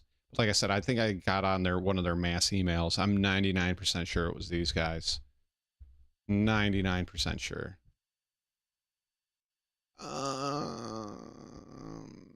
What time is it? We have got time to do a couple more, I suppose. We're going to do a non-Star Citizen one, and I love this guy. His name is Casual Geographic, and he does all kinds of animal videos, and I love him. I think he's funny. I think the content is great, and usually the animals that he chooses to do and starts talking to you about things about them, you're like, oh my God, I didn't even know that. It's pretty crazy. So I think we're going to do this video and one more Star Citizen video, and then we're going to call it, because my kids are going to bed, and yeah. So you have friends to play with, I guess. I don't know, Cosmic. I don't know. So here we go. Blah, blah, blah. Casual Geographic. The truly disturbing reality of dolphins. The following video contains topics that may be considered disturbing. Viewer discretion is advised. Ooh. It's been a long time coming. It's been 3 years since my last dolphin video, which means 3 Halloweens have gone by with this aquatic thug wiener going unchecked. Thug wiener. This satanic smiling sausage, Davy Jones' delinquent offspring, this audacious ocean hippo, we'll get to that. The dolphin is a breathing, breaching hate boner, and their psychopathic tendencies come from their intelligence. Breathing, breaching Oh my god, you call them boners. Dolphins are arguably the smartest things alive without thumbs or launch codes, which allows them to manipulate the world around them, including the animals in it. Dolphins will reportedly harass pufferfish into releasing poison, which apparently they get obliterated off of, resulting in a literal nightmare rotation. It isn't scientifically proven that dolphins get elevated and hella faded off a spicy stress ball. The alternative is the jocks of the sea playing handball with a living puffer, and that's probably the most child-friendly form of dolphin recreation. I'm gonna have to get real creative with the way I describe this, but oh my god, they either get high off of them or they're just playing handball, and basically they're playing catch with a live animal that looks like a ball. Dolphins will stick their little dolphin dorks wherever they desire, including the disembodied heads of decapitated fish, which might have just been a one-off if researchers didn't also witness a bottlenose wrap live wriggling eels around their stick shift. We've also witnessed 2 river dolphins treating an anaconda like a pool noodle, except the photographer took a closer look and noticed something. The snake was likely dead, like an erectile dysfunction, which only one of them would know about since both dolphins' privates were standing very much at attention. Workers at the Dolphin Research Center also got a nasty surprise when they discovered baby nurse sharks finding their way into the lagoon and the waterlogged hot dogs using them as volleyballs. Dolphins might be the only animals to use other living animals as tools, with a group of dolphins discovering that they could use live sponges as snout guards as they scrape the sea floor. It's not proven sponges can feel pain, but it makes no difference to these brine bullies. Wow. If a dolphin can use another creature as a pawn, it will. That's how one dolphin created a whole seagull murder ring just for some extra fish. Basically, Kelly the dolphin had an unspoken agreement with her trainer where she'd get rewarded with fish every time she helped clean litter from her tank, including expired seagulls. So Kelly would hide a fish during feeding and then use it to bait seagulls when no one was looking, only to snatch them, drown them, and exchange the waterboarded bird for more fish. Not only that, but Kelly taught her daughter the same trick, ensuring the seagull side circle goes on at least another generation. Another time a dolphin's brain was someone else's downfall was down in the Gulf of Mexico, where biologists stumbled across hundreds of decapitated catfish bobbing around the water. Not only that, the eyes and the fins were still moving, and the fish heads made this disturbing grunting sound when brought on the boat.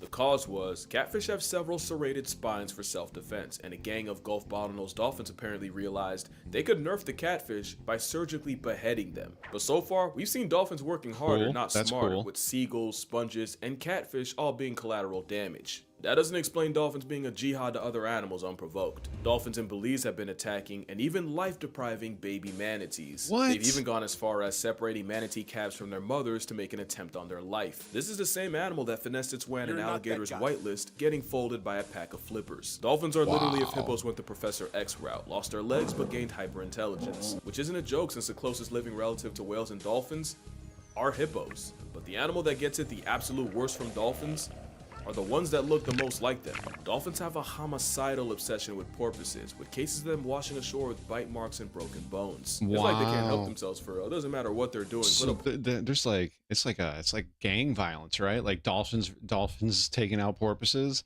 Like, you're on my turf, and they go and kill them all. That's crazy.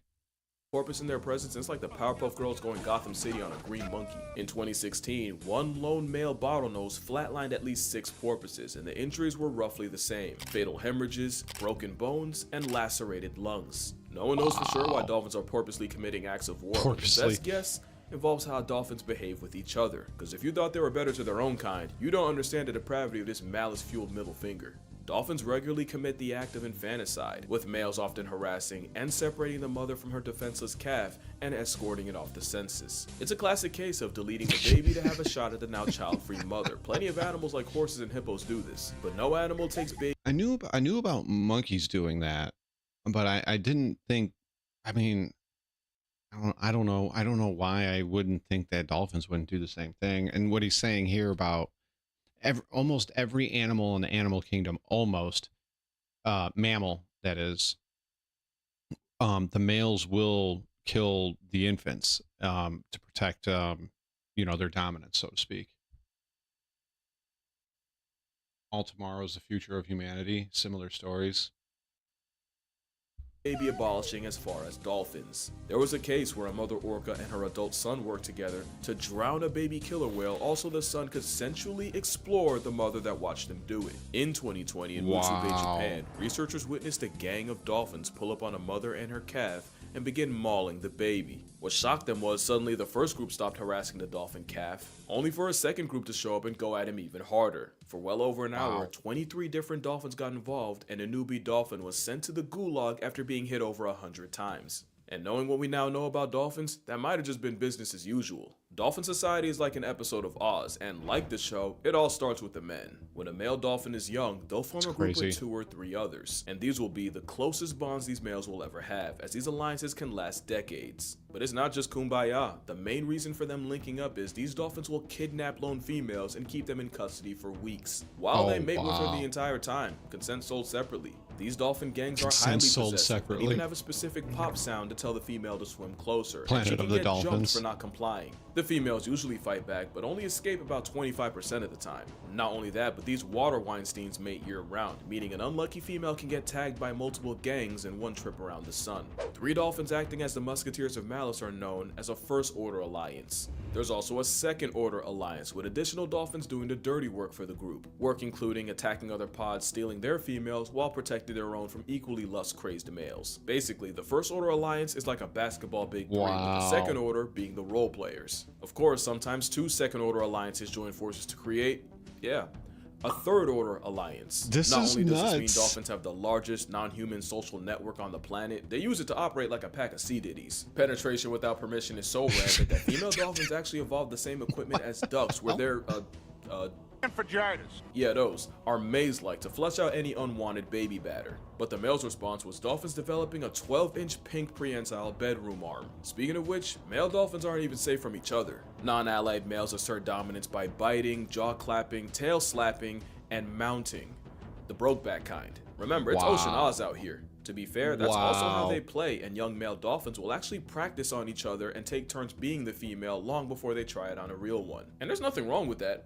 Except dolphins have a nasty habit of projecting. I'm 99% sure the porpoisides and manatee maimings were because both animals look like the babies of their own kind. Which is pretty insane logic. Imagine someone on trial for running over the vertically deficient, only for their main defense to be that they thought it was a child. Porpoises and sea blimps aren't the only ones catching strays. Since 2022, more than 45 people have been attacked while swimming in Fukui, Japan, leaving many with broken bones and bites. And it's believed these attacks were carried out by one male Indo-Pacific bottlenose dolphin. And it's been said the reason for this one-man dolphin demon campaign... They need to redo Jaws with this dolphin. They need to redo Jaws with this dolphin.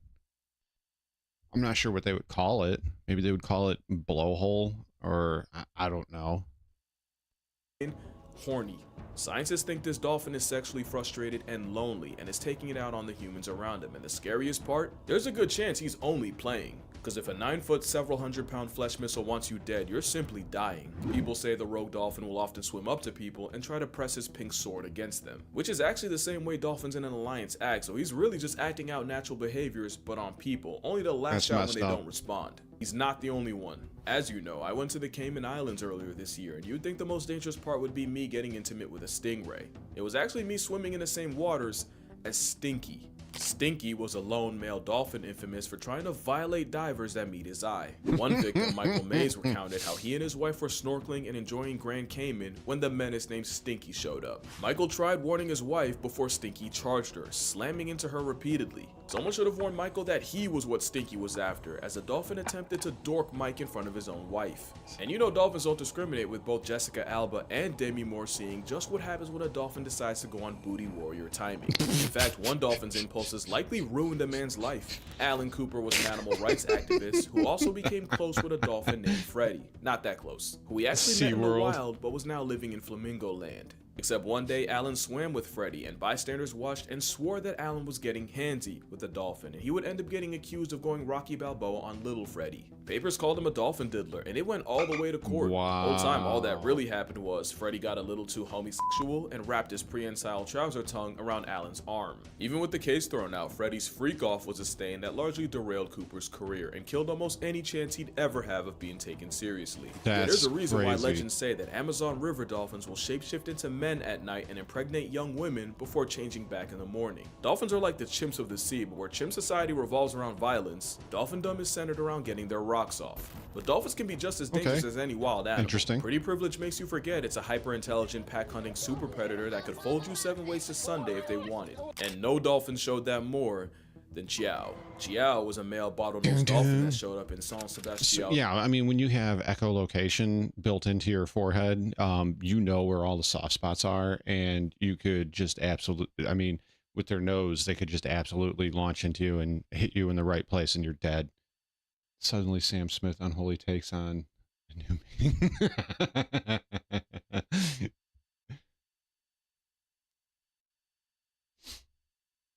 In Brazil in the mid-90s. Hey, that's blasphemy cosmic. Waterworld is one of the greatest movies of all time.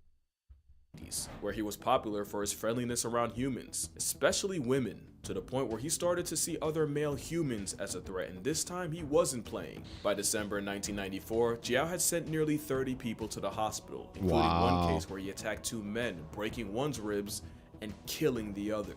So as you can see, dolphins commit atrocities against the world around them, against humanity as a whole, and even against their own kind. But do you know what actually makes them evil? It's not rhetorical, because there isn't anything I've said about this womb fish that something in nature doesn't also do. Yeah, dolphins wake up feeling like Jordan. So do lions, hippos, and zebras. That's 3/4 of the cast in Madagascar. Yeah, dolphins do the unspeakable with fish, but I've seen chimps get downright deplorable with a frog. Chimps will also murk rival children and then turn them into lunch meat. Yeah, dolphins are basically eternal erections, but penguins are so deviant they traumatize the researcher. First seals have been seen defiling penguins, and speaking of seals, researchers have documented mateless male sea otters breaking baby seals with no approval. The point isn't to pass the buck to someone else's favorite animal, it's that these animals are just trying to survive. Dolphins are just that much better at it. If other animals could, they would. Hell, we can, and we have. Early cavemen also cannibalized human children, and meal prepping brains was somewhat regular. And before you judge otters and penguins, in 2022, 4 men were arrested for the crime of assaulting an endangered monitor lizard. And no amount of wordplay will let me talk about what people did to Pony the orangutan. Just know, if I can't speak on it, it must be bad. I mean, if you believe in alternate realities and that art mirrors life, then you also believe that somewhere in the universe, there's a dolphin with a snapback and a tiny mic talking about how humans are the spawn of Satan behind a green screen of this guy.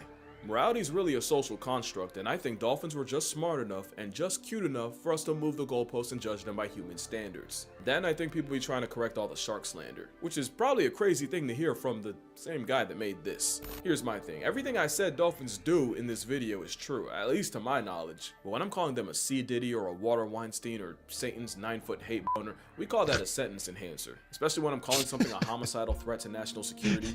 Sentence enhancer. I don't know, man. Like, dolphins are cool looking, but I've never once was like, yeah, I want to jump in the water with a bunch of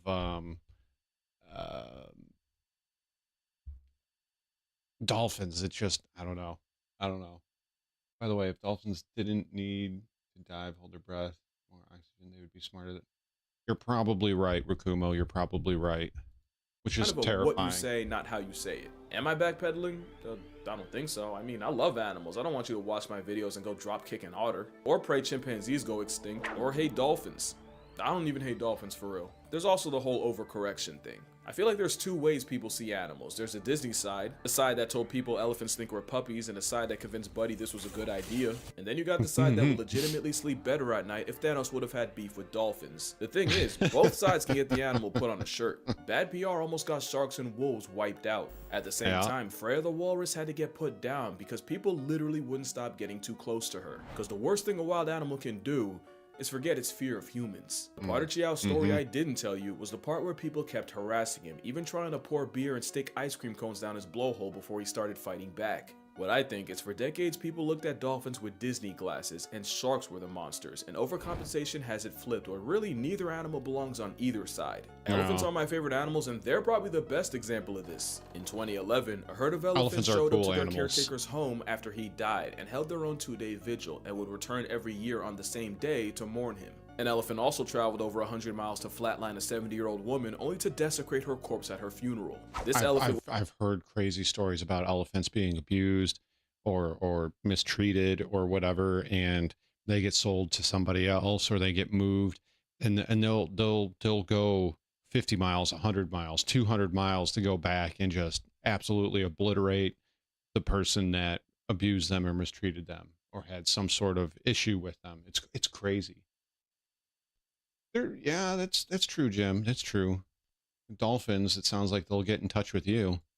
It was filmed trying to rescue a rhino stuck in a pit before lions could get to him. Elephants were also responsible for running through rhinos like a yellow light. Dolphins aren't evil prison bullies or innocent sea angels. They're just dolphins. Yeah. You know, maybe I haven't talked enough about the other side of dolphins. Like, you know, dolphins have specific names for each other that they'll respond to. They also recognize each other by urine, so they really got a whole two-factor authentication.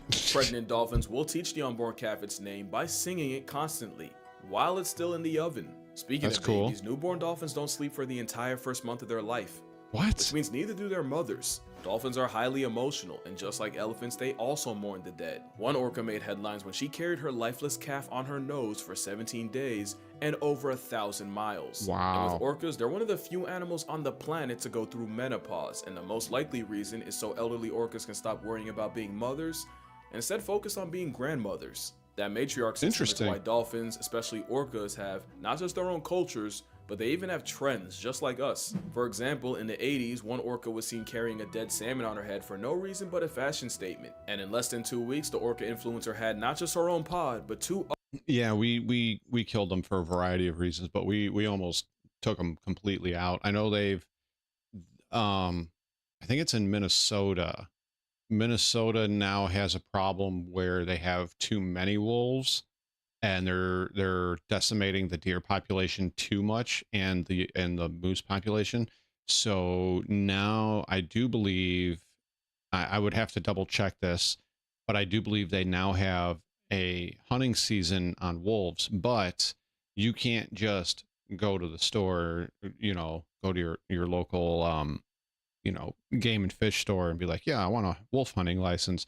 You get put into a lottery, and then if you win that lottery, then you get a tag or 2 tags, and that's it. So it's not like you just, like, thousands of people are going and buying wolf hunting license. Like, I do believe it's a lottery and only X amount of people get it.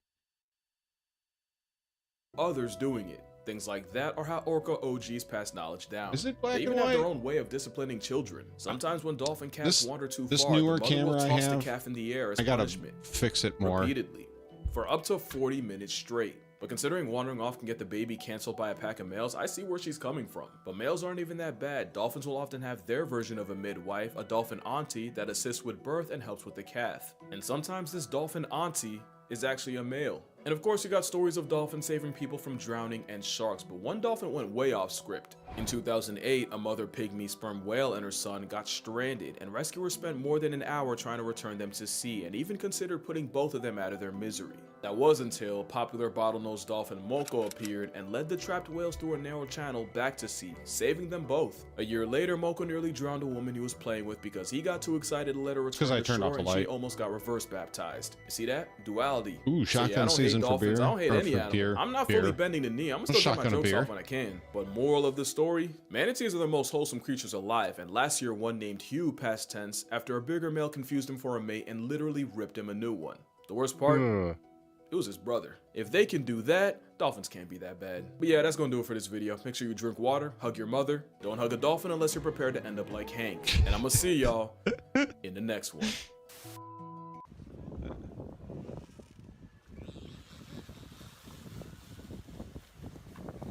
That's cool.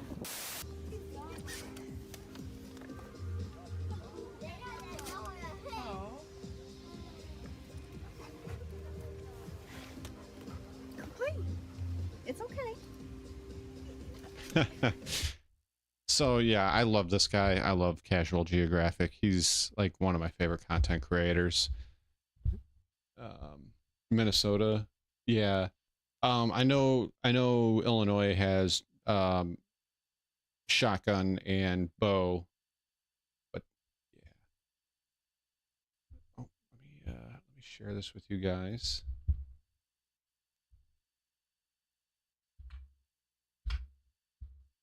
That was very on brand. Why am I back in black and white again? I bet you if I try, you know what? Let me try this. Lighting is so hard. Let me try this.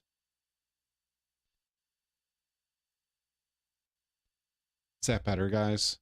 Am I less black and white now? Am I less black and white? Because I don't ever look at that screen I don't look at it very often as far as OBS is concerned and what I look like on there. I let you guys point that out and make fun of me. Let's see, what should we do now?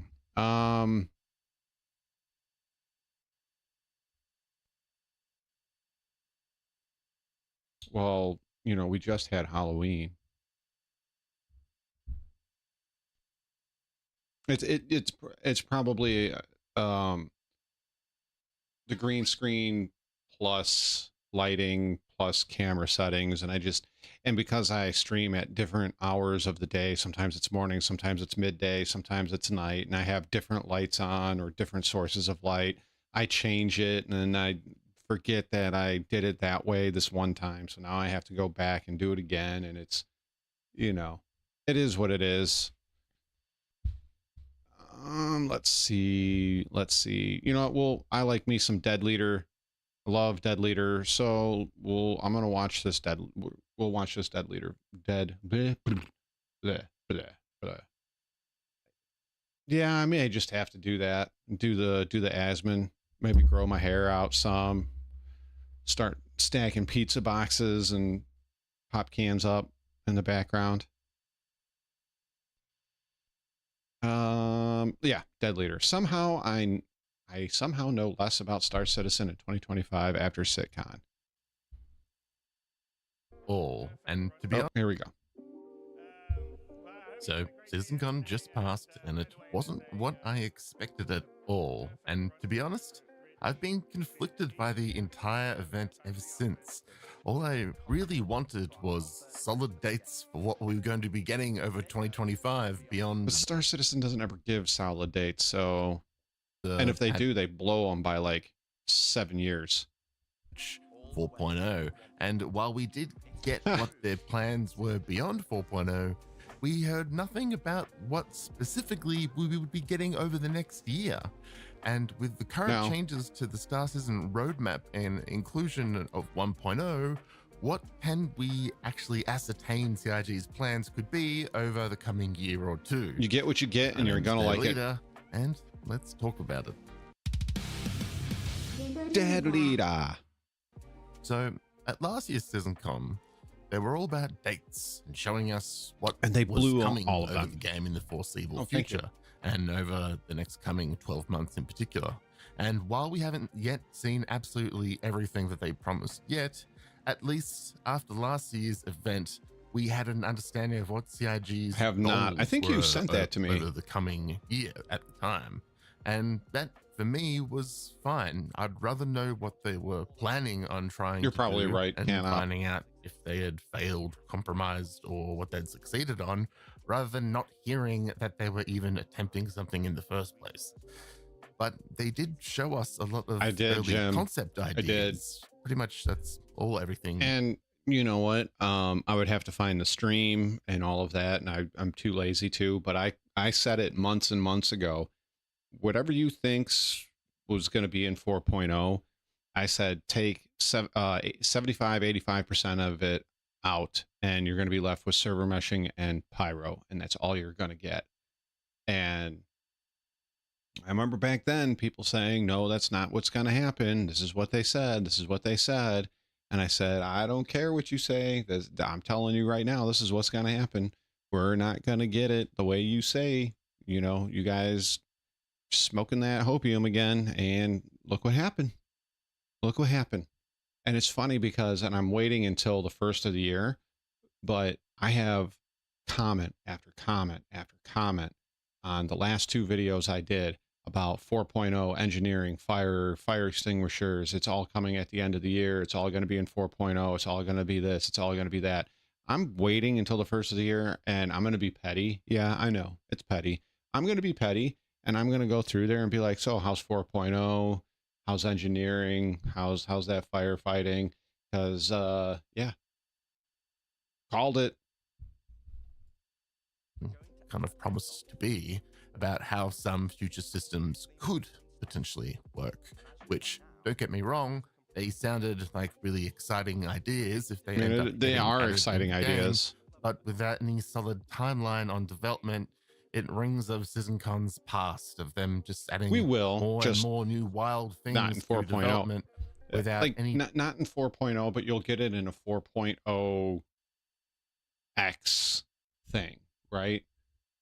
And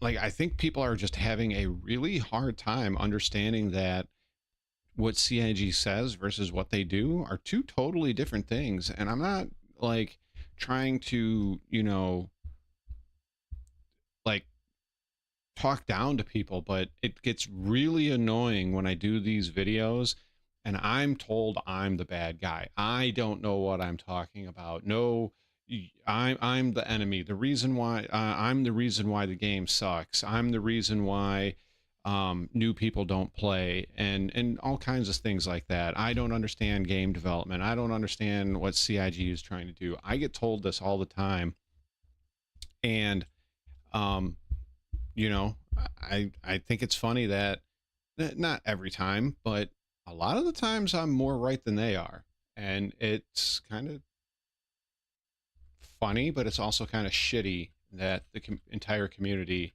keeps treating you know, I'm not at his level, but guys like Grumpy, Golgot, Commerl, God, it sends shivers up my spine to say it, but even Gem Reviews, like when we say some of the stuff that we say, I'm not saying all of us, we're not trying to shit on the game. We just want it to be better. And when we say, oh, well, this is probably not going to make it out by the end of the year, and we call it way back in March of that year, and it doesn't make it in, all that year we have to listen about how we're assholes, we're the reason what's wrong with the game, we're too negative, stop being negative about the game, go play a different game, we'll uninstall it, and you don't know game development, all the other shit that we hear. Like, it's really annoying, because when we end up being right, the next year we make another video on the next big thing that they said is going to come out, and it doesn't, and we call it early, and we deal with it for a year of, you guys are assholes. Honestly, some of them are the same commenters over and over again, and it's like, dude, haven't you learned your lesson yet? It's like watching J3PT on Spectrum come into your YouTube comment section. It's crazy. Tangible plan to actually bring neither it is CIG to the game. As a matter of fact, over 90% of the employees that work there have never actually shipped a game.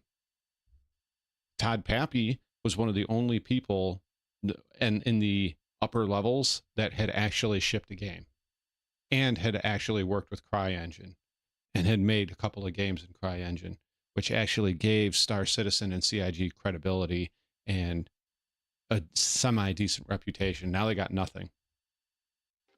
And they almost hinted in that with the announcement of the worm being added to the game. As that previously was something from many, many years back that they promised was coming to the game in not a very long time, and of course it never did.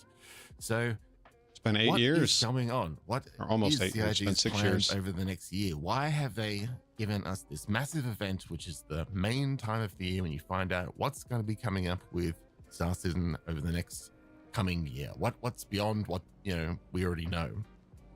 Yeah, they've told us nothing beyond, you know, the patch that we are expecting this year. So we have no expectations of what to come next year, right? Okay, I hate to break it to you guys, but there's another Evocati build for 4.0 that's running right now.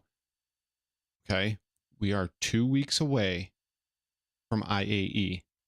When IAE finishes on December 5th, it's only 2.5 weeks away from them going on winter break.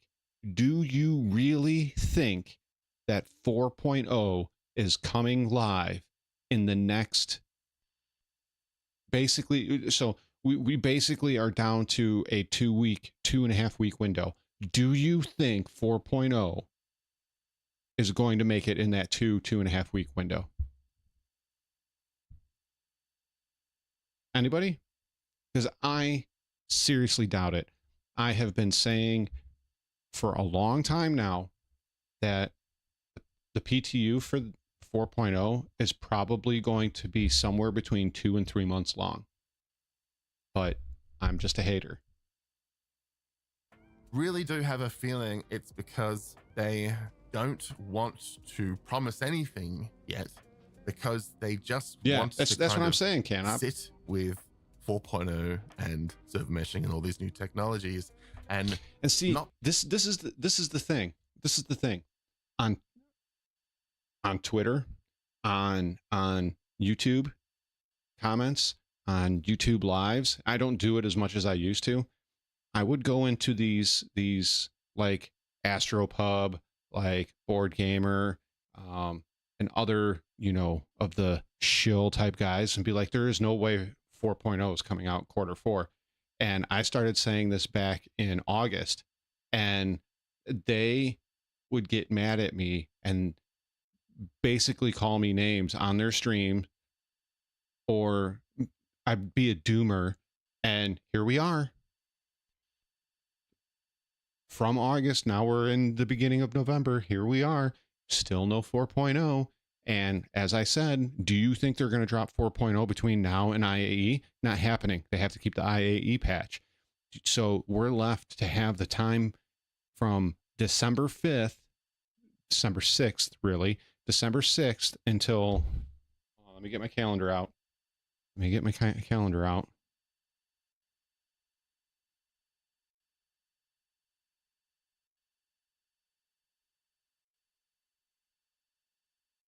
So they will have from basically December 6th until about December 20th to get 4.0 out. It's not happening. And I said it back then. They don't have enough time to get in SitCon, the IAE patch, and then winter break before they get 4.0 out.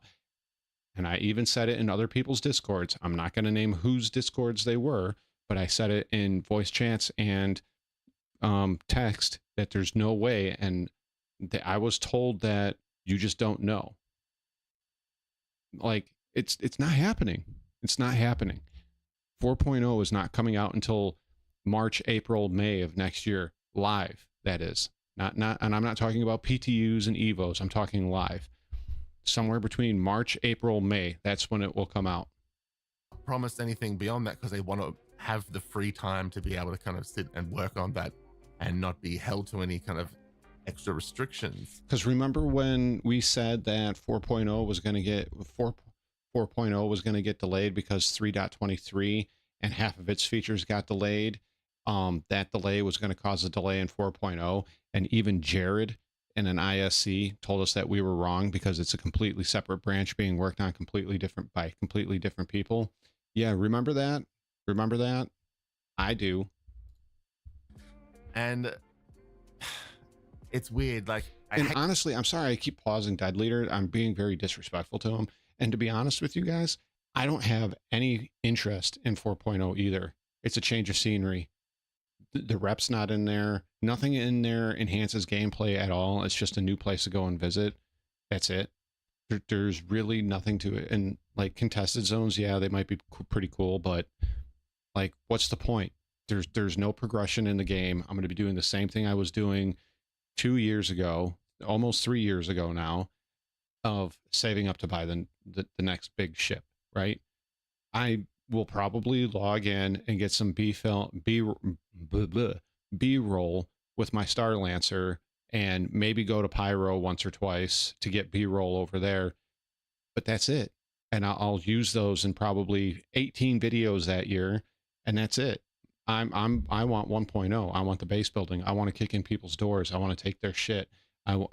That's what I want. I want shit to matter in the game. But right now, it doesn't matter. And I don't care. I don't care. I just don't. Low flying doesn't have any interest to me. Pirating doesn't have any interest to me. PvPing has no interest to me. Doing Bob shit has real no interest to me. Although doing Bob shit apparently gets you tons of views, tons of subscribers, and you can chill and stream and read your chat at the same time. But like, I don't have fun with that. Not when the boxes don't work, the elevators don't work, the cargo missions don't work, cargo mission rep don't work, and I'm sure I can find more things.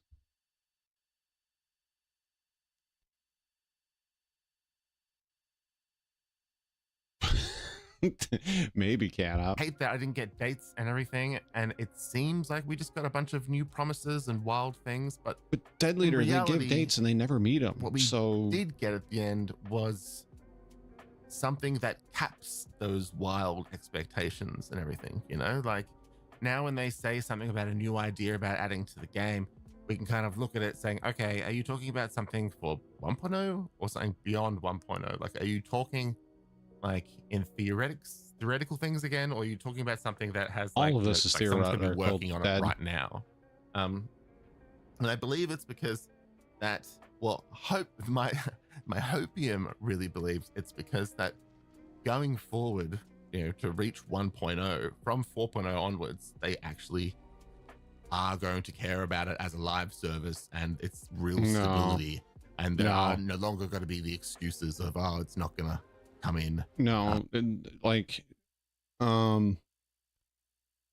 unless CIG does some major overhauling and they change their attitudes a lot, I have a feeling the next 6 months after 4.0 rolls out, it's going to be some of the more miserable game playing sessions as they try to figure out how to iron out all the issues that they're going to end up having.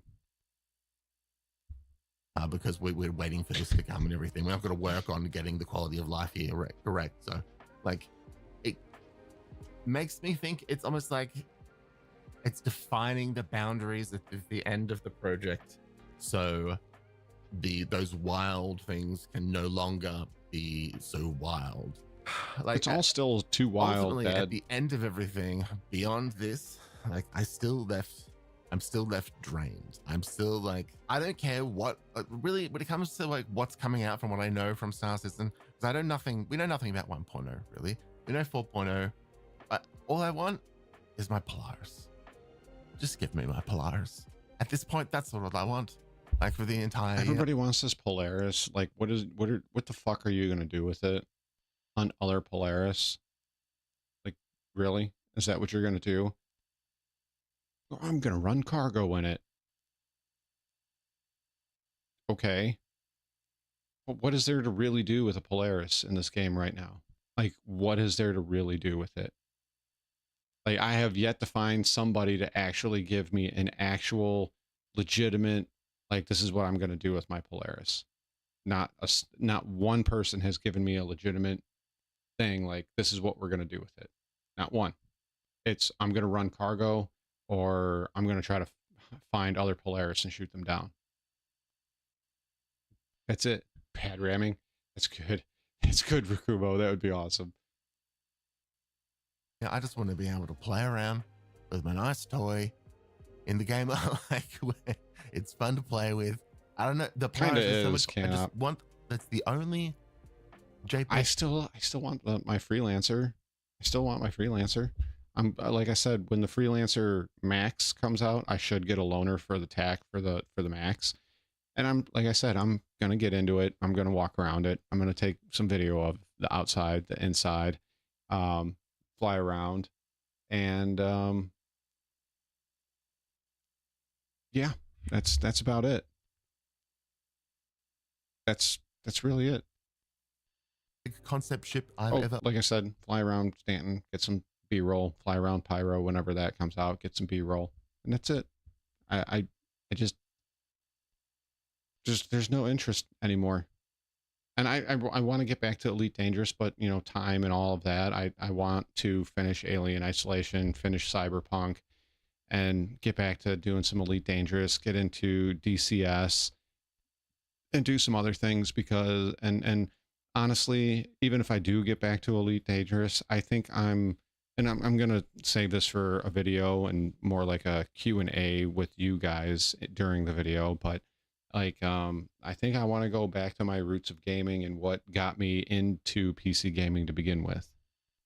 Owned, and I'm super excited for it. Oh, they to have come a out. mental issue. That's all I want.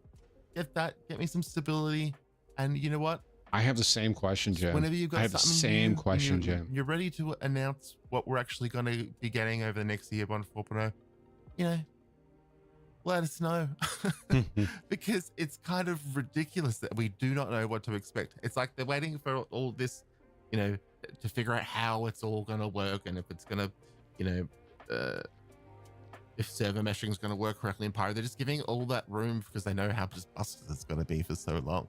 And I'm sure they're just seeing what other small projects like the base building that is going to get far along enough that when they've got an idea of what the next thing is going to be. I don't know. I just feel like we just this isn't. I'll talk about it in a minute, Jim. The announcement that there was no announcements. There would be no announcements this year. Anyway, I have a lot of thoughts on a lot of the mechanics and stuff shown in some kind of particular that I will be getting to in other videos, perhaps particularly about the org functions and stuff. And I've also been participating in the Evocati 4.0 tests. So I've been recording a lot of things like trips through the jump gate in odd ships like the Reclaimer and stuff, and just kind of seeing how different it is and trying different tests, see what happens. Like if you spawn points in one system and you go through a jump gate and then you log off in that one, do you spawn at the jump gate and the system you were in, or do you go back to the spawn point in the previous one? All sorts of little tests and stuff. So interesting. About making a bunch of content and videos and things like that. Yes, I've been away for the past couple months, sort of renovating and stuff, taking a break while Starcitizen kind of gets its production back going. And yeah, let me know. AKA the last two patches for you have been shit, Dead Leader. Yeah, we get it. In Pyro or with the jump gates for any content in the comments below.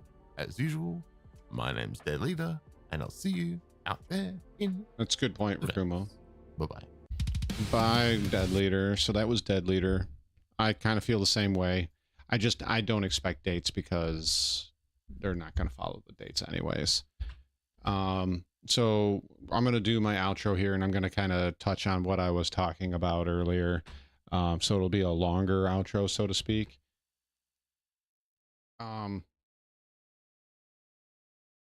So what I meant by going back to my roots as far as like what got me into PC gaming, and that was ARPGs. Now, when you type into your search bar ARPGs, all kinds of games are going to come up. When I talk about ARPGs, I'm talking about games like Diablo 1 through 4, Path of Exile, Last Epoch, Grim Dawn, Neverwinter Nights, X-Men Alliance, Ultimate X-Men Alliance, you know, games like those. And some shooter games, you know, games like Helldivers, Battlefield, you know, probably Marvel Rivals, you know, Ready or Not, and things like that. And those are the kind of games that got me into PC gaming. But that doesn't mean I'm not going to try new games. That doesn't mean I won't ever come back to Star Citizen. That doesn't mean I won't ever come back to Elite Dangerous. Elite Dangerous like Elite Dangerous is cool, but it kind of feels hollow and empty unless you have friends online. And most of the people that are in my Discord or in Pagan's Discord that want to play games like Elite Dangerous and stuff, they're not on when I'm on. It's too late for them, or it's too early for them. And I get that. I understand that. But, you know, I don't know. I'm not finding Star Citizen interesting enough to play. And I you know, I watch Marcus, I watch Pagan, you know, if Blackjack was streaming, I would watch him.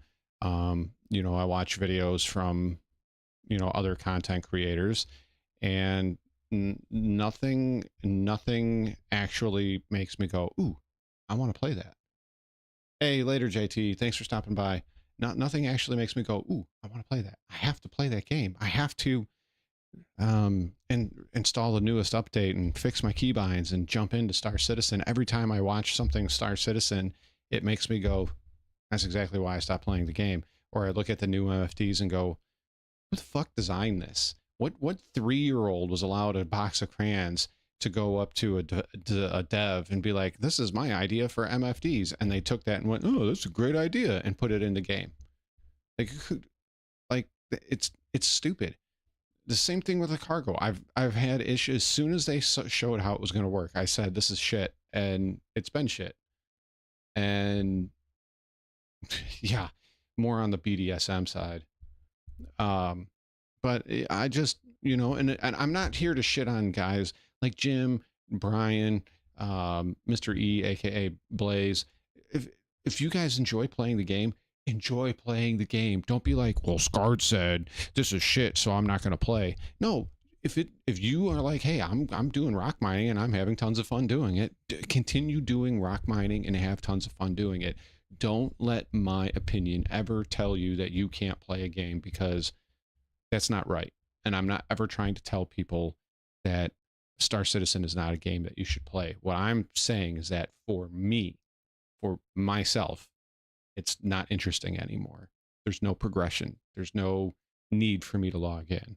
But if you guys like the game and you want to keep playing it and you have fun, please just don't ever be like, well, Scard said it's shit, so I'm not playing anymore. Please don't do that. Okay? Don't ever do that. Now, what was I going to say? I have been working on a video. It's taking me a long time. I've already scrapped it twice or three times. I started over again. I'm about a quarter of the way through it. I'm going to continue with it. I'm trying every time I make a video to up the production value exponentially when I make a new video. I'll give you a hint as to what it is. Hey, my cousin's drawings. Yeah. Can't up. That's really funny. No, what was I saying? Oh, so I'm about a quarter of the way through it, and I'm hoping to get it out sometime next week. And I will do a premiere. I'll give you guys here in chat that are watching right now a preview of it. I'm not going to show it to you, but the preview is this. It's basically the title or the thumbnail is going to be this: why I'm excited for 1.0. But because I am excited for 1.0, but it's once again, I've touched on some of the reasons. I don't think all of the reasons have been touched on by other people, and I don't think I've discussed it in depth with all of you guys in depth as well. But yeah, why I'm excited for 1.0, but ... not meh like Grumpy, just but. So yeah. I also, last thing I'm going to say before I sign off, I'm going to try to do a better job of being far more active in Discord. Between life and work, I have not been as active as I have wanted to be in Discord, and for that, I apologize. I want to be more active in there. I want to be in the voice chats more. I want to be hanging out with you guys. Even if you guys are playing Star Citizen or, fuck, I don't know, where in the world is Carmen Sandiego, and I'm playing some other game, that doesn't mean we can't sit in the same voice chat and just chat about shit, right? So I'm going to do a better job of being in the voice chats. I'm going to do a better job of communicating more in Discord. It's not an excuse. It's just life, work, time, sleep. It's all been stacked up against me lately, and I'm sure you guys all understand that, but I'm going to do better at being in there. Anyways, guys, I'm going to go ahead and sign off now. It was a pleasure to hang out with all of you gentlemen tonight, you fine, cultured gentlemen. And yeah, for sure, Rakumo, for sure. And I hope to see you guys in the next one. I'm planning on tomorrow night, right around the same-ish time, starting up Alien Isolation again. We're right around the halfway mark through that game, and I'm thinking about maybe 4 to 5 more playthroughs, and we should be through with that, and we'll move on to something else. So once again, thank you all for being here. Appreciate you all. Love you all, and so long. And thanks for all the fish. I'll see you in the next one. Oh, by the way, if you want, make Star Citizen great again. Start the conversation. Anyways, good night, guys. Thanks for being here.